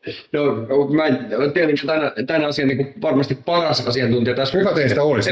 Mutta mä voin sanoa tämän verran, että me tehtiin itse asiassa S-ryhmällä joskus aikanaan podcastia ja siihen liittyen, kun tutkittiin paljon luomua, soitin myöskin Tullille, niin sieltä sanottiin, että kun luomua testataan, niin hirveän vähän siellä jää kiinni, siis feikkituotteita. Se on varmasti yksi sellainen käsitys, mikä luomuun liittyy, että siellä on paljon feikkiä ja hinnan nostamielessä, mutta käsittääkseni se on hyvin pieni osuus. Se sitten torimansikat saattaa olla, että mitä ne on, niin se on ehkä eri kysymys. Mutta siis luomu on melko lailla hyvin puhdas. Luomu on sertifioitu tuotantosuunta ja valvottu tuotantosuunta jokaisella portaalla. Joo, ja nimenomaan se on globaali, että se tiedetään, että kun se on sen saanut, niin sieltä puuttuu juuri näiden käyttöön. Mutta tottahan on, että siis ruoan väärentäminen on kuitenkin iso, ikävä kyllä rikollisuuden ala maailmassa, ja kyllä se varmasti koskee ihan kaikkia tuotantosuuntia. No miten tämmöiseltä estetään esimerkiksi Suomessa? Että... No siinä varmaan Suomi on aika hyvä. Siinä onneksi nämä Eviran kaakelipuhdistajat on ihan siinä kyllä paikallaan, että ne katsoo just mitä tänne maahan tuodaankin. Mutta siis ei nyt semmoista niin kuin täydellistä termiä voi käyttää, että kaikessa aina tapahtuu jotakin. Mutta tilastoisesti se on äärimmäisen pientä, että kyllä siihen nyt varmasti käytetään. 100 kertaa parempi vaihtoehto on tämä kuin ei-luomutuote. Totta kai. Seuraava kysymys, kiitos, koska mä olen pahoillani kovasti. Mä haluaisin jutella jokaisesta kysymyksestä tunnin, mutta nyt se ei ole mahdollista. Eli koska sä jo vastasit tähän, niin sitten jos Susan kertoo luomun ABC, eli tärkeimmät asiat, mitä luomussa tulee tietää. Osittain näitä on käsitelty tässä, mutta nyt tiivistettynä niin kuin alle minuuttiin. Alle minuutti luomun ABC. Mä nostan sen niin kuin luonnon monimuotoisuuden keskiöön. Eli luomutuotanto on luonnon monimuotoisuuden ylläpitäjä ja vaalija. Ja se, mikä mä nostaisin ehkä niin kuin B-kohdaksi, on sitten sieltä eläinpuolelta, eli mistä löytyy aika paljon väärinkäsityksiä on. Että mun mielestä luomukotieläintaloudessa se kulmakivi on, että luomueläimet saa elää lajinmukaisesti. Ja tämä lajinmukainen käyttäytyminen ei ehkä ole niin kuin tuttua kaikille. Mutta jokaiselta eläimeltä pohditaan se, että mikä on sen lajin mukainen, mikä on lehmän sielun elämä. Lehmä haluaa elää laumassa ja tätä yritetään sitten niin kuin ylläpitää, että se eläin saa elää sillä tavalla, mikä on sille tyypillistä. Tätä ei ehkä niin kuin hirveän moni tiedä. Ja sitten tämä torjunta-aineet nousikin jo. Ehkä se on se C-kohta. Ei käytetä kemiallisia torjunta-aineita. Kiitos.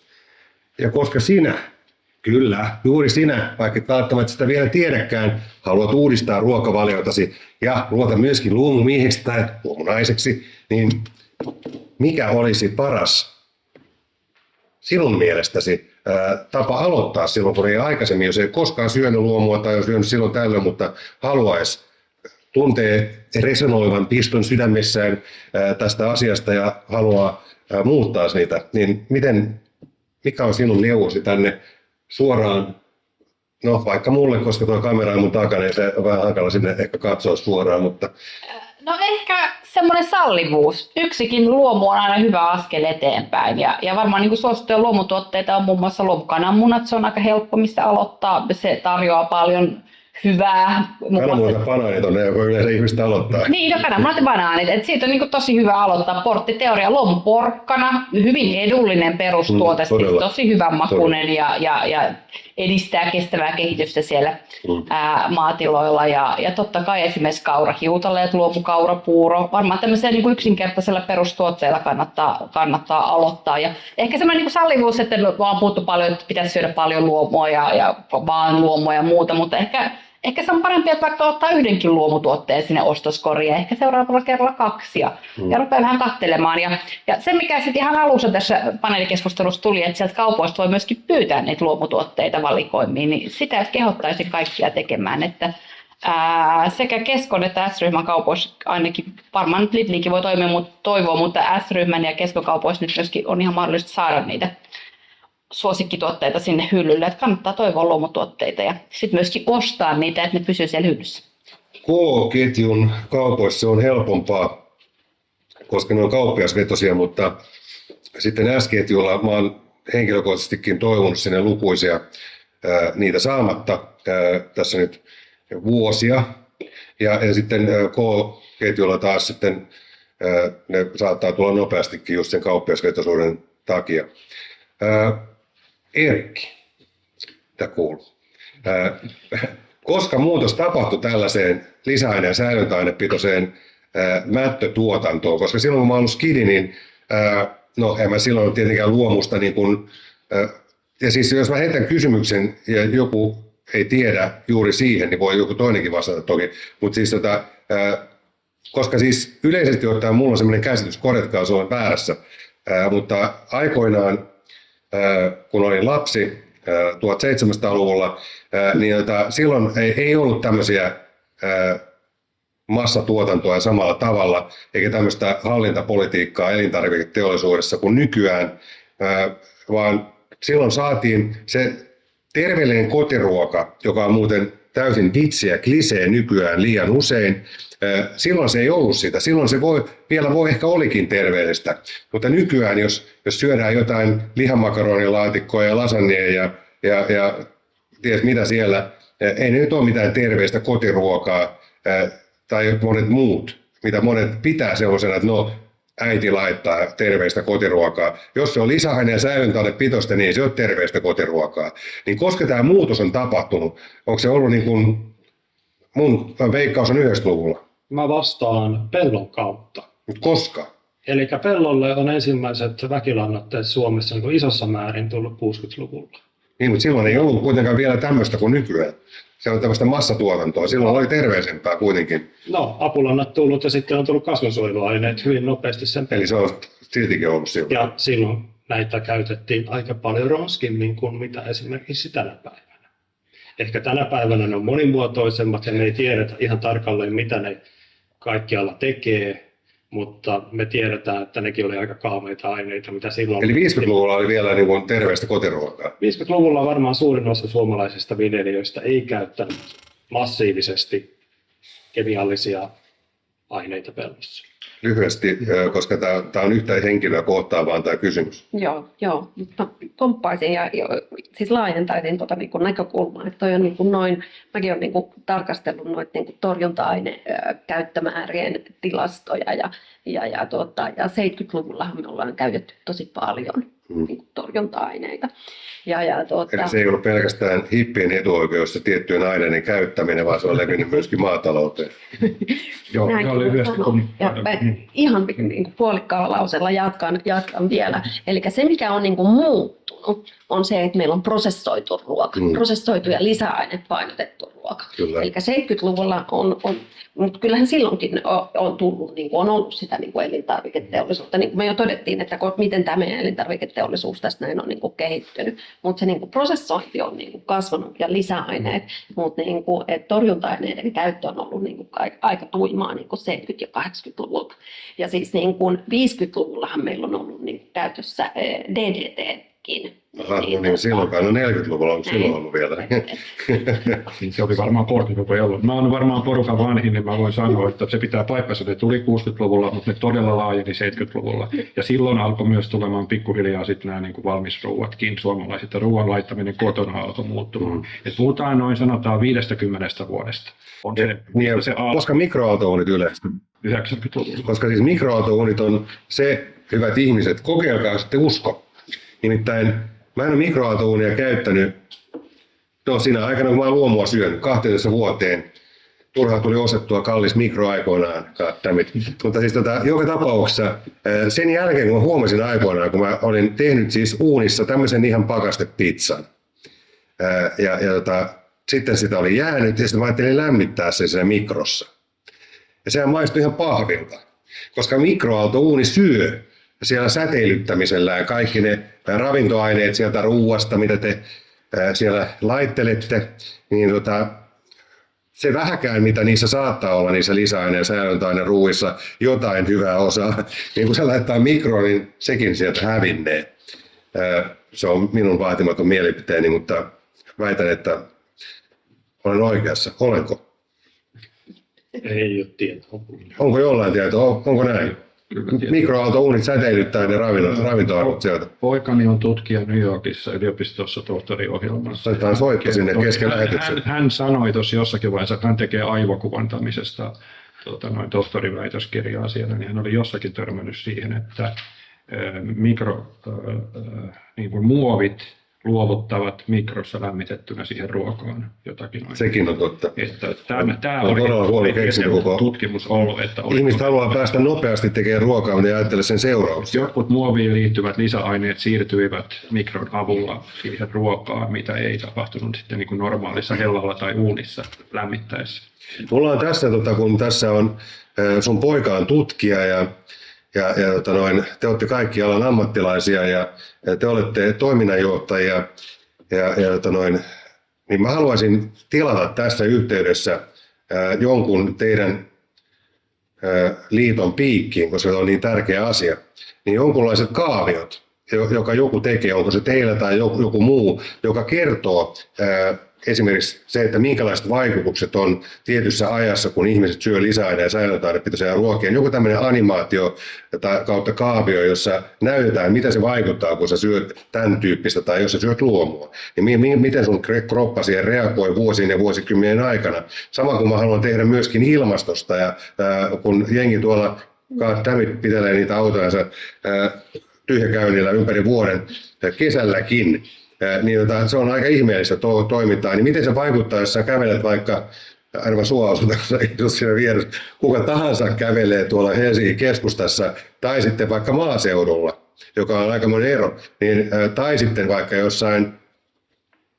Bangkokissa, niin siinä on aikamoiset erot, niin mitä se vaikuttaa ihmisen niin kuin terveyteen, kuinka paljon näkyy jotkut tietyt saastehiukkaset sitten meidän sisällä, mitä ne tekee. Ja mua kiinnostaisi tämmöiset tehdä. Teidän ei tarvitse tähän nyt vastata todellakaan, mutta siis ihan ajatuksena voisi tehdä sekä ruoasta että ilmastossa tämmöiset, joka havainnollistaa, koska varsinkin Amerikassa rakastetaan kaavioita, mutta myös muualla, kun näytetään joidenkin oikeasti asioista ymmärtävien ihmisten faktaan perustuvat kaavioit, että hei, kun sä teet näin, niin tässä on se, mitä tapahtuu. Mutta nyt kun semmoisia ei ole, niin ihmiset elää vuosia ja vuosikymmeniä ja sitten yhtäkkiä tulee joku fucking syöpä tai joku muu ikävä asia, joka olisi estettävissä oikeilla valinnoilla.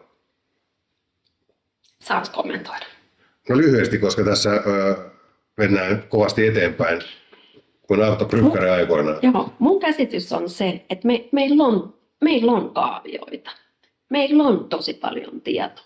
Meillä rupeaa olemaan niin paljon tietoa, että me ihmiset ei pystytä niin kuin edes käsittelemään. Mä en ole tommosia kaavioita nähnyt.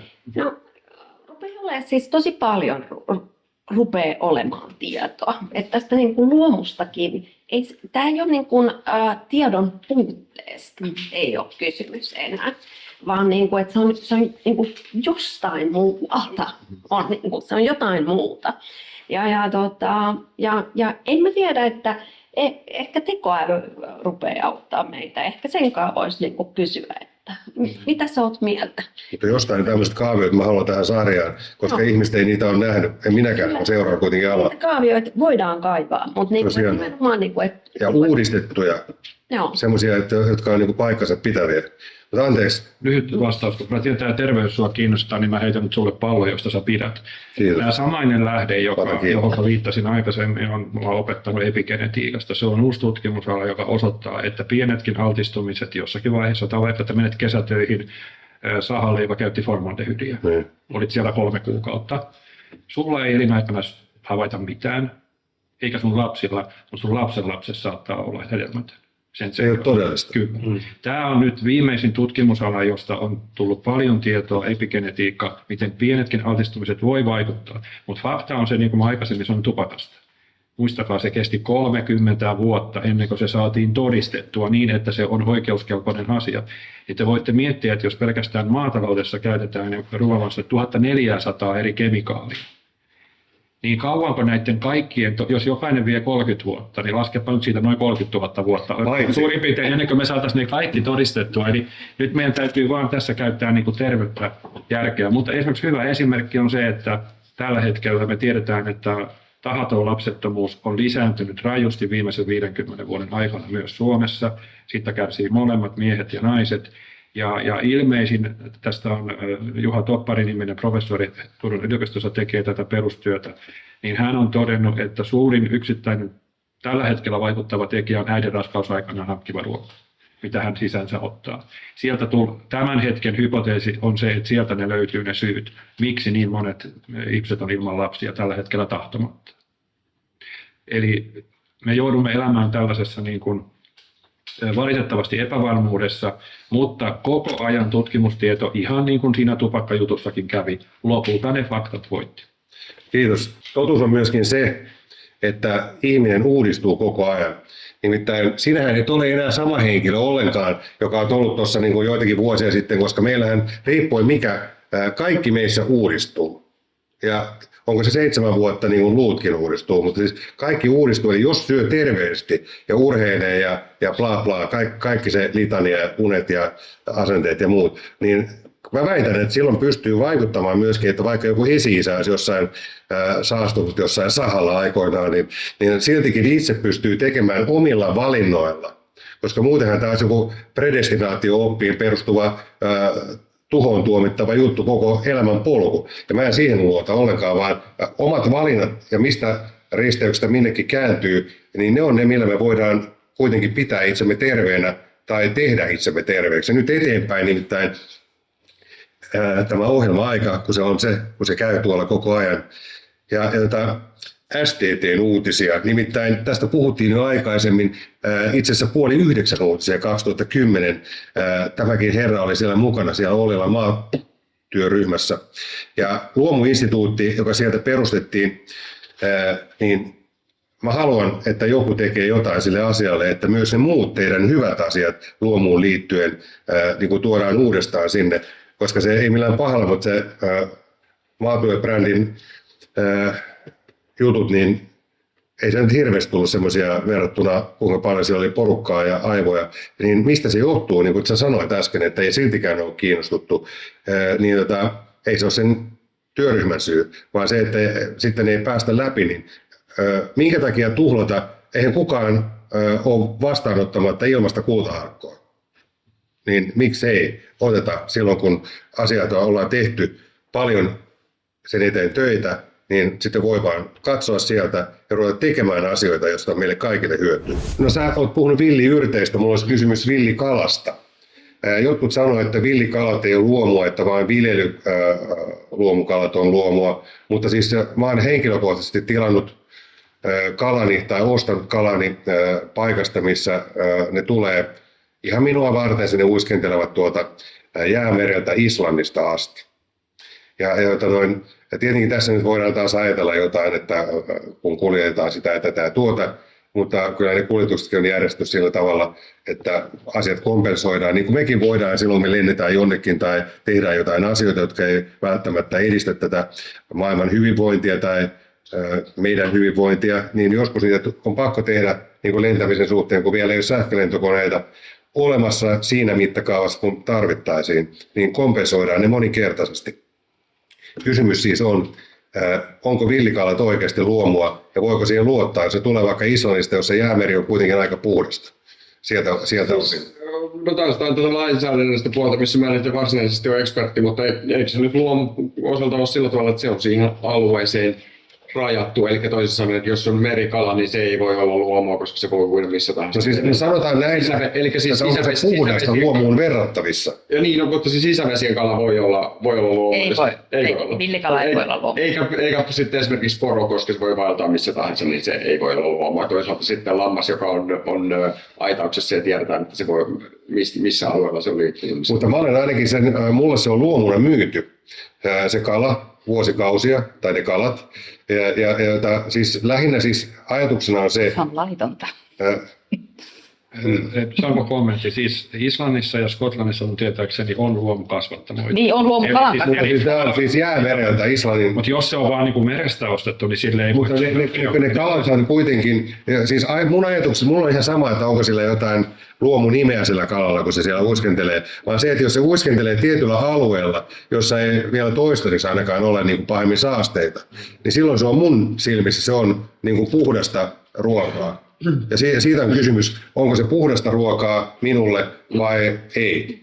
Ja mun mielestä se on, jos se tulee sieltä. Toki, mutta vaikka se ei sanotaisikaan luomuksi. No siis luomu on ennen kaikkea sertifikaattia silloin. Niin, mutta siis, että on olemassa muutakin puhdasta ruokaa. Mulla siis, vaikka tämä on luomupaneeli, niin mua ei kiinnosta pätkääkään se sertifikaatti, jos on vaan puhdasta. Mä haluan meille ja teille terveistä ruokaa, on se sitten sertifikoitu tai ei. Ja siihen tämä on hyvä kysymys tämä kalakin. Kaiken ei tarvitse olla luomusertifikoitua, koska just moni pitää kalliina sitä, eikä vaikka se ruoka, jota joku tuottaa jonnekin, niin on käytännössä samanlaista luomua kuin joku muu, jolla on sertifikaatti ja toisella ei ole.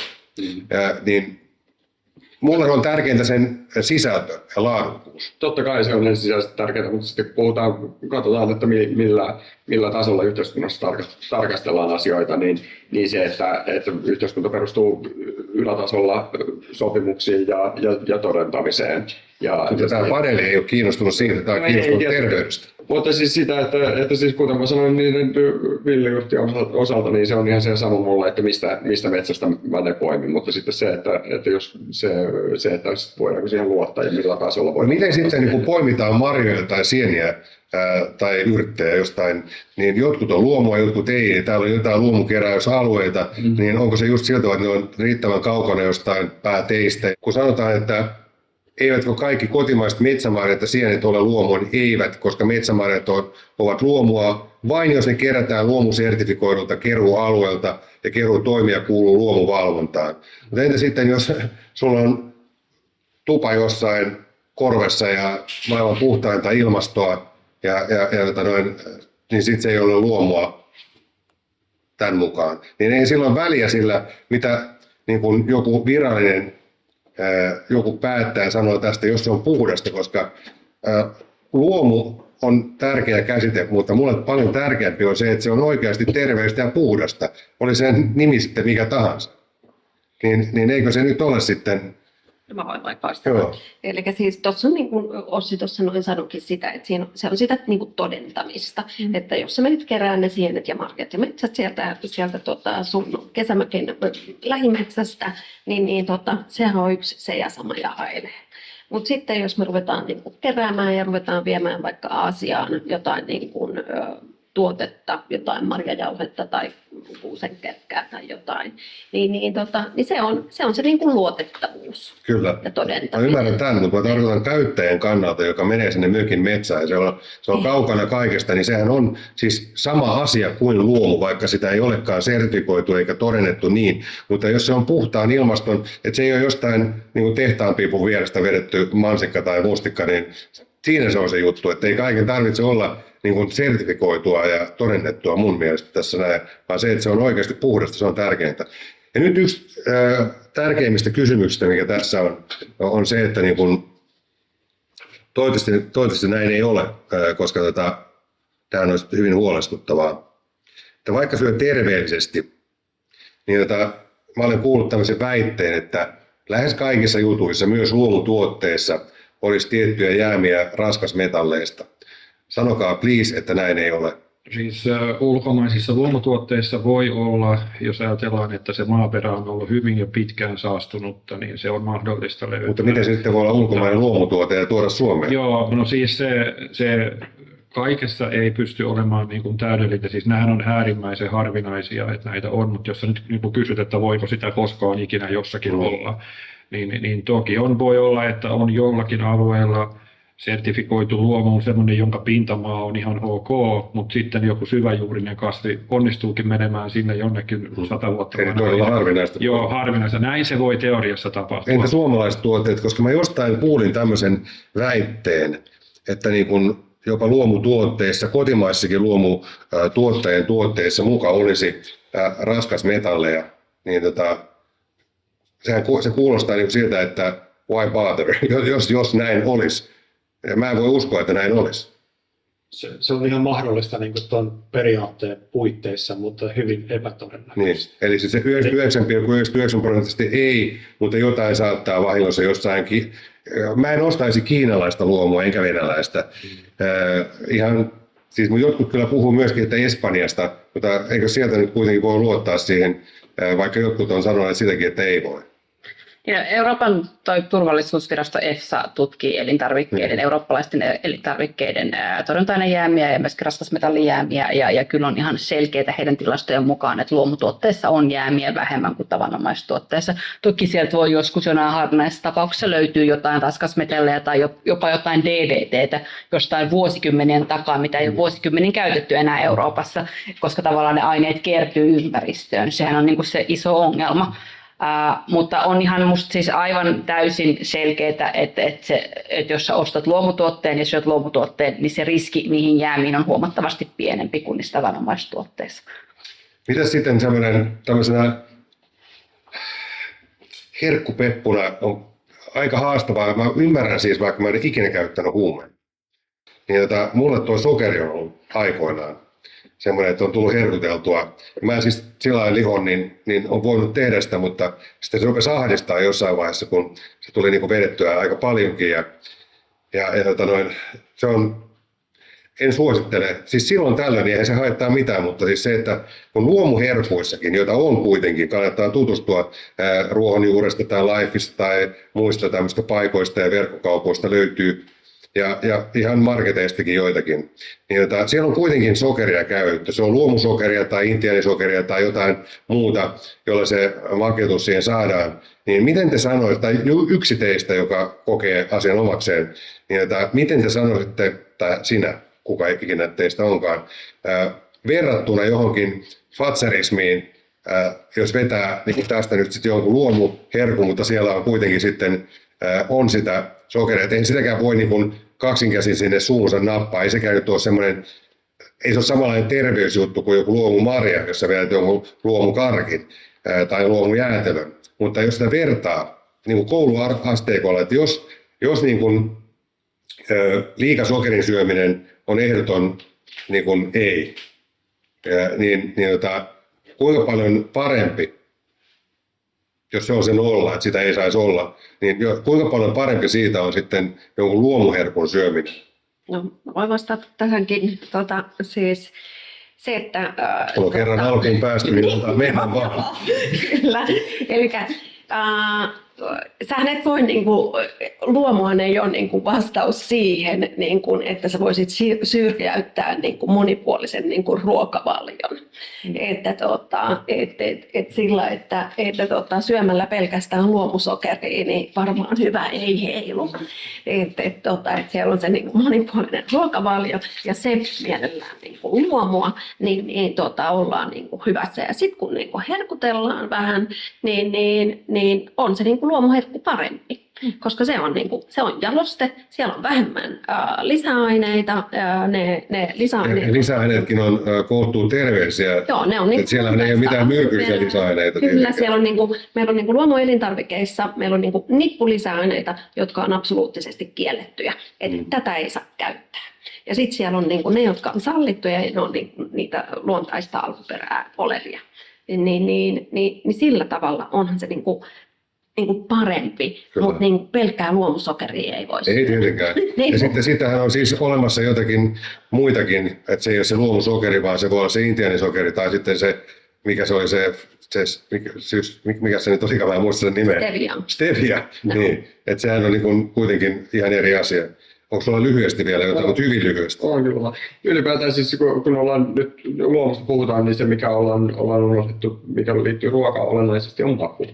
Ja kyllähän se, että laadukkaissa elintarvikkeissa on sitten huomattavasti enemmän makua ja myöskin arvostettavaa. Ja liittyy myös tähän asiaan on se, että mitä me syödään, että mennään pizzeriaan ja tilataan mahdollisimman paljon rasvaa ja rasvaa lähinnä tilataan sieltä. Ja me arvotetaan sitä meidän päätöksentekoa sen perusteella, että miten mä maksimoin nyt sitten sen hyödyn antamastani rahasta suhteessa siihen rasvamäärään, mitä mä saan. Niin toki näin voi arvottaa ruokaa ja syömistä, mutta on hyvä muistaa, että ruokaa ja syömistä voi arvottaa myös toisin. Eli voi arvottaa myös laatua ja että voi miettiä sitä omaa arvohierarkiaa, että mihin mä kiinnitän huomiota. Se, että jos mä itse näen, että tämä tuote on laadukas ja se laatu tuottaa mulle hyötyä. Esimerkiksi vaikka siellä pizzeriassa, että se pizza on paahdettu oikein, siinä on hyvä sitko ja tomatisosissa on oikea määrä hapokkuutta ja laadukkaat raaka-aineet ja niiden balanssi on niin hieno kuin se voi olla. Mä voin arvostaa sitä niin kuin sen asian hienoutta enemmän kuin sitä, että kuinka paljon mä saan siitä rasvaa. Se on juuri näin. Ja monet on varmaan seuranneet, en pahemmin TV:tä ole katsonut tässä, mutta eräs lääkäri Pippa on laukannut julkisten jääkaapeille aika ansiokkaasti ja saanut kansakuntaa heräämään siihen, kun on laitettu tähän pöydän päälle, että mitä siellä onkaan tullut syötyä viikon aikana ja sitten, tai mä en tiedä kuinka pitkän ajalta se on, mutta se on aika karmea näky monelle ollut sitten, kun se on vedetty siihen, että hei, onko mä oikeasti syönyt tämmöisiä. Niin se kannattaa miettiä, ja myös siellä kaupassa sitten, kun sinne menee, että mitä sieltä ottaa, ja tehdä ne valinnat, jotka on itselleen parhaita. Yksi kysymys taas, joka ensimmäisenä vaan sieltä vastaan, niin saa sen vastata, koska taas se ohjelma-aika. Niin eräs nimeltä mainitsematon Porvoon kupeessa on luomumansikkatila siellä, jos olen oikein ymmärtänyt, joka on loistava asia. Mutta onko sittenkään? Nimittäin oikeastaan teille tai sinulle, kun sä oot viljelijä, tai kuka vaan nyt sieltä sitten ehtii, niin miten se on mahdollista, että kun siinä on Porvoon moottoritie siinä vieressä, niin miten siinä voi olla luomutila siinä sitten, siis jos mä oon nyt ymmärtänyt, tämä pitää vielä tarkistaa. Mutta siis ainakin 10 vuotta sitten, runsas 10 vuotta sitten, niin siellä on ollut käsittääkseni luomumansikkatila. Ja mä en ainakaan ostaisi yhtäkään luomumansikkaa tai mitään luomua mistään semmoisesta, joka on niin lähellä teitä. Sullahan on luomutila, niin kuinka lähellä se on teitä? Eihän se niin voi olla siltä. Me ollaan aika pöpelikössä. Niin. No niin, se pitäisi olla. Jos se luomua on, niin sehän pitäisi olla sieltä pöpeliköstä. Ei, kyllä sorateitä on kaikki, mitä kulkee. Niin. Siellä mennään aika voiko se pitää paikkansa, että siellä olisi luomumansikkatila? Joo, ei se luomastus määritä sitä tavallaan sitä ympäristöä tietyllä tapaa, että se määrittää niitä käytettyjä tuotantopanoksia, mitä siinä niin kuin käytetään. Että jossain niin kuin esimerkiksi mehiläistuotannossa sit on jotain muitakin. Ei voi enää. Ei, ai niin, onko sekin nyt poistunut? Mutta on se edelleenkin ne teollisuusalueet. Siellä on jo tehtaat ja kaatopainat. Mutta sehän on järkyttävää se, että jos sulla on luomutila, on se mansikkaa tai jotain muuta, ja jos siinä on noin lähellä moottoritie, josta ajaa 1 miljoona autoa päivässä, ja ne on suurin osa bensiini- tai dieselkäyttöisiä, ja sitten se laskeutuu jonnekin, se kaikki saaste siellä. Mä olisin kyllä enemmän huolestunut niistä mansikkatilalla käytettävistä torjunta-aineista. Mutta jos on luomutila, niin siellä... Ei, mutta siis jos me puhutaan yleensäkin mansikoista ja luomumansikoista, niin olisin huomattavasti huolestunut mansikkatiloille käyttävistä torjunta-aineista kuin esimerkiksi jonkun tien pienhiukkasista, jotka käsittääkseni on kuitenkin vuosikymmenien kuluessa paljon pienentyneet, miten niin liikenteen päästöjä. Mutta en mä halua kuitenkaan niitä imeä ollenkaan. No se on totta kai joo, ja se on sun valinta, ja sä haluat semmoisen tilan niin Osmolla, josta mansikat, niin kyllä niitäkin varmasti Suomesta löytyy. Sellaisia, suurin osa onneksi on sellaisia. Niin, kyllä, mutta en myöskään niin kuin sinänsä olisi alarmistinen sen suhteen, jos joku luomutila on jonkun iso. No ei kyllä tilaa sieltä yhtäkään, jos noin lähellä. Kun mennään Keski-Eurooppaan, niin Saksassa valtavien moottoriteiden varsilla on luomupeltoja. Mitä luomua ne on, kun ne ottaa ne kaikki jäämät sieltä? Siellä ei käytetä. Niin, mutta siis siellä ei käytetä myrkkyjä luomutuotannossa, mutta ne myrkyt tulee autoista sinne. Onneksi meillä ei ole enää ryijypensaa käytössä ja kaikki on mennyt vähän parempaan suuntaan. Mutta se kuulostaa jotenkin väärältä kuitenkin kuluttajien pettämiseltä, koska siis mä oon väkivaltaa vastaan, mutta eihän siinä ole mitään järkeä, että anna kunnolla turpaa, vaan vähän turpaa. Koska se, että jos siellä tulee niin se myrkkyä ja joku maksaa sitä luomuna. Mutta se, mitä tässä on sanottu sitä, että tutkittu niitä jäämiä, niin yllättävän vähän niitä jäämiä tulee. No mihin ne menee sitten? Ei ne vaan tartu niihin niin kuin me pelätään. Se on siinä se No siis, hienoa, jos näin on. Mansikka varmaan on yksi kaikki, esimerkiksi Pohjois-Amerikassa on ihan yleinenkin suositus tällä hetkellä raskaana oleville äideille, että he ei saisi syödä muuta kuin luomumarjoja. Siis ihan, että tehomarjoja ei saisi syödä ollenkaan, jos olet esimerkiksi raskaana. Että siellä sikäläinen THL antaa tällaisia suosituksia jo ihan kategorisesti. Että siis niin kuin vielä pahempaa nyt on sitten siinä moottoritien vieressä olevalle tuotteelle se, että jos se tulee tehotilalta, joka vielä ruiskuttaa sen kaikilla mahdollisilla sen lisäksi, mitä tulee siitä tiestä, niin siinä se ero. Ja ProLuomun sivuilta löytyy joka kesä sellainen luomumansikkatilista, jossa on niin kuin monia kymmeniä tiloja, luomutiloja, jotka tekee suoramyyntiä ja sieltä kannattaa käydä valitsemassa. Löytyy tiloja, jotka on tosi pitkien sorateiden päästä. Olen itsekin sellaisella käynyt. Kiitos. Ja nyt eteenpäin. Eli miten sitten, kun luomu on siellä pellolla kommandona, eli niikit, miten ilmansaasteet, jotka tulee tuolla tuulten ja vesien ja muuten mukana, ei niistä pysty niin kuin välttymään, vai voiko? Joo, no, mä olisin just halunnut palatakin tähän kysymykseen, kun me puhuttiin noista jäämistä, että ihan semmoinen niin selventävä niin kuin hetki, että ymmärtää, että mistä oikein puhutaan. Että meillä on toisaalta nämä niin kuin meidän ympäristössä olevat niin kuin kaiken näköinen niin kuin kemikaalikuorma, joka tulee niin kuin yhteiskunnasta. Ja sitten meillä on siellä niin kuin maataloudessa käytetyt kemikaalit, jotka sinne niin kuin tarkoituksenmukaisesti laitetaan. Ja sitten meillä on niin kuin luomutuotanto, jossa nämä kemikaalit on kielletty ja siellä ei. Luomutuotanto tapahtuu kuitenkin tässä ympäristössä, jossa on kemikaalikuormaa. Ja tämä on niinku tämmöinen minusta tämmöinen yhteiskunnallisesti tosi iso haaste, että meidän kemikaalikuorma tässä yhteiskunnassa kasvaa koko ajan. Kemikaalien määrät merissä, maaperässä ja ilmassa kasvaa koko ajan. Ja tässä ilmastossa ja ympäristössä me tuotetaan ruokaa. Tämä on hyvä hahmottaa. Ja näitä kemikaaleita tulee kaiken maailman teollisuudesta. Sitä tulee meidän, että me ajetaan autoja. Sitä tulee, tulee joka puolelta. Tämä tämmöinen kemikaalikuorma, joka meillä on koko ajan päällä, niin se on massiivinen. From the moment we leave the forest, Dan, it's all a giving up and adjusting. Ja sille ei se että luomutuotanto yhtenä, mä näkisin tämän jopa tämmöisenä riskinä jopa luomutuotannolle, että kohta me ollaan, me ollaan niin kemikaalien vallassa, että ei, luomutuotanto yksinään ei pysty ratkaisemaan sitä, että sitä kemikaalikuormaa vaan tulee joka puolelta. Rakkaat ihmiset, tässä on mennyt kauan aikaa ja paljon erittäin tärkeää asiaa on tullut, mutta mä en ole päässyt puolivälinkään mun kysymyksiäni, mutta siis ja mä voisin rakentaa saman verran tunnissa lisää kysymyksiä, että voisi olla 10 tunniksi ohjelma-aikaa. Mutta mä olen suuresti kiitollinen jokaiselle teille, ihanat ihmiset, että tulitte tänne näin jakamaan korvaamattoman tärkeää tietoa siitä, että miten me kaikki voidaan voida parhaalla mahdollisella tavalla. Omista valinnoistaan se on kiinni. Joten kiitoksia Aura, kiitoksia Susan, kiitoksia Osmo, kiitoksia Ossi ja kiitoksia Erkki ja kiitoksia kuvaajamme Jesse ja kiitoksia Johnny Boy.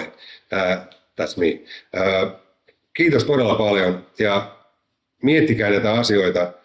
Me ei haluta todellakaan täällä, ei kukaan voi pakottaa ketään, mutta se, että kannattaa miettiä, mikä niin kuin tuntuu itselle hyvältä. Se on vähän sama kuin muoti. Jokainen pukeutuu sen mukaan, mikä hyvältä tuntuu. Niin miksei sitten syötäisi sen mukaan, mikä hyvältä tuntuu ja mikä meille tekee parasta. Tai mikä tahansa muu asia, voidaan verrata moniin muihin asioihin. Mutta me palataan ja eduskunta, te siellä rakkaat edustajat, niin tulette saamaan jossain vaiheessa postia ja jos mahdollista, että sinne pääsemme, saamme luvan tulla, niin tullaan keskustelemaan tärkeistä asioista sillä tavalla, että me saadaan vuorovaikutusta, interaktiota siihen asiaan, että koska mä en ainakaan ole luovuttaa tässä asiassa, mä uskon, että tässä istuvat ihanat ihmiset niin on samaa mieltä, koska me ollaan hyvän puolella, niin miksi ei? Jos ei muuta muista, niin se kysymys, miksi ei? Koska se tekee kaikille hyvää, se ei ole keneltäkään pois.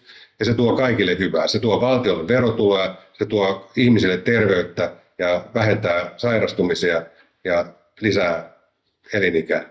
Joten näillä sanoilla laadusta tinkimättä ja lihaa säästämättä, rakkautta kehiin ja sydäntä peliin. Kiitos teille ja kiitos teille. Palataan asiaan. Pitäkää itsestänne huolta ja syökää hyvin luomua.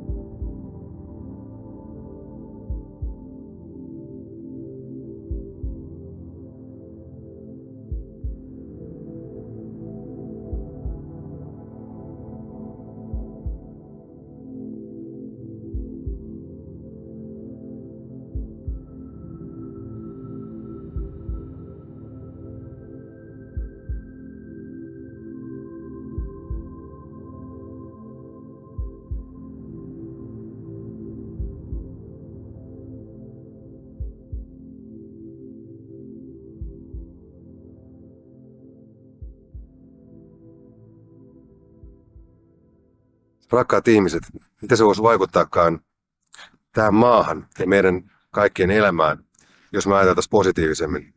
Yleensäkin, jos olisi semmoinen perustavaa laatua oleva ajatus meidän sydämessä ja aivoissa, että ensimmäisenä kun tulee jotain ajatuksia päähän, ne ei olisikaan negatiivisia, vaan nähdään mahdollisuuksia, toimitaan positiivisesti, että voidaan saavuttaa hyviä asioita meidän elämään. Mitä tapahtuisi silloin, jos vaikka 0,5% tämän sarjan katsojista voisi muuttaa asennettaan positiivisemmaksi, niin kuinka hyvää se tekisi heidän omaan elämäänsä ja heidän läheistensä elämään, ja mitä se voisi vaikuttaa ihan koko meidän kansaan. Koska hyvä tuo lisää hyvää, niin mennään sillä eteenpäin. Katsotaan, mitä tämä sarja voi antaa omalla pienellä panoksellaan siihen. Tervetuloa mukaan.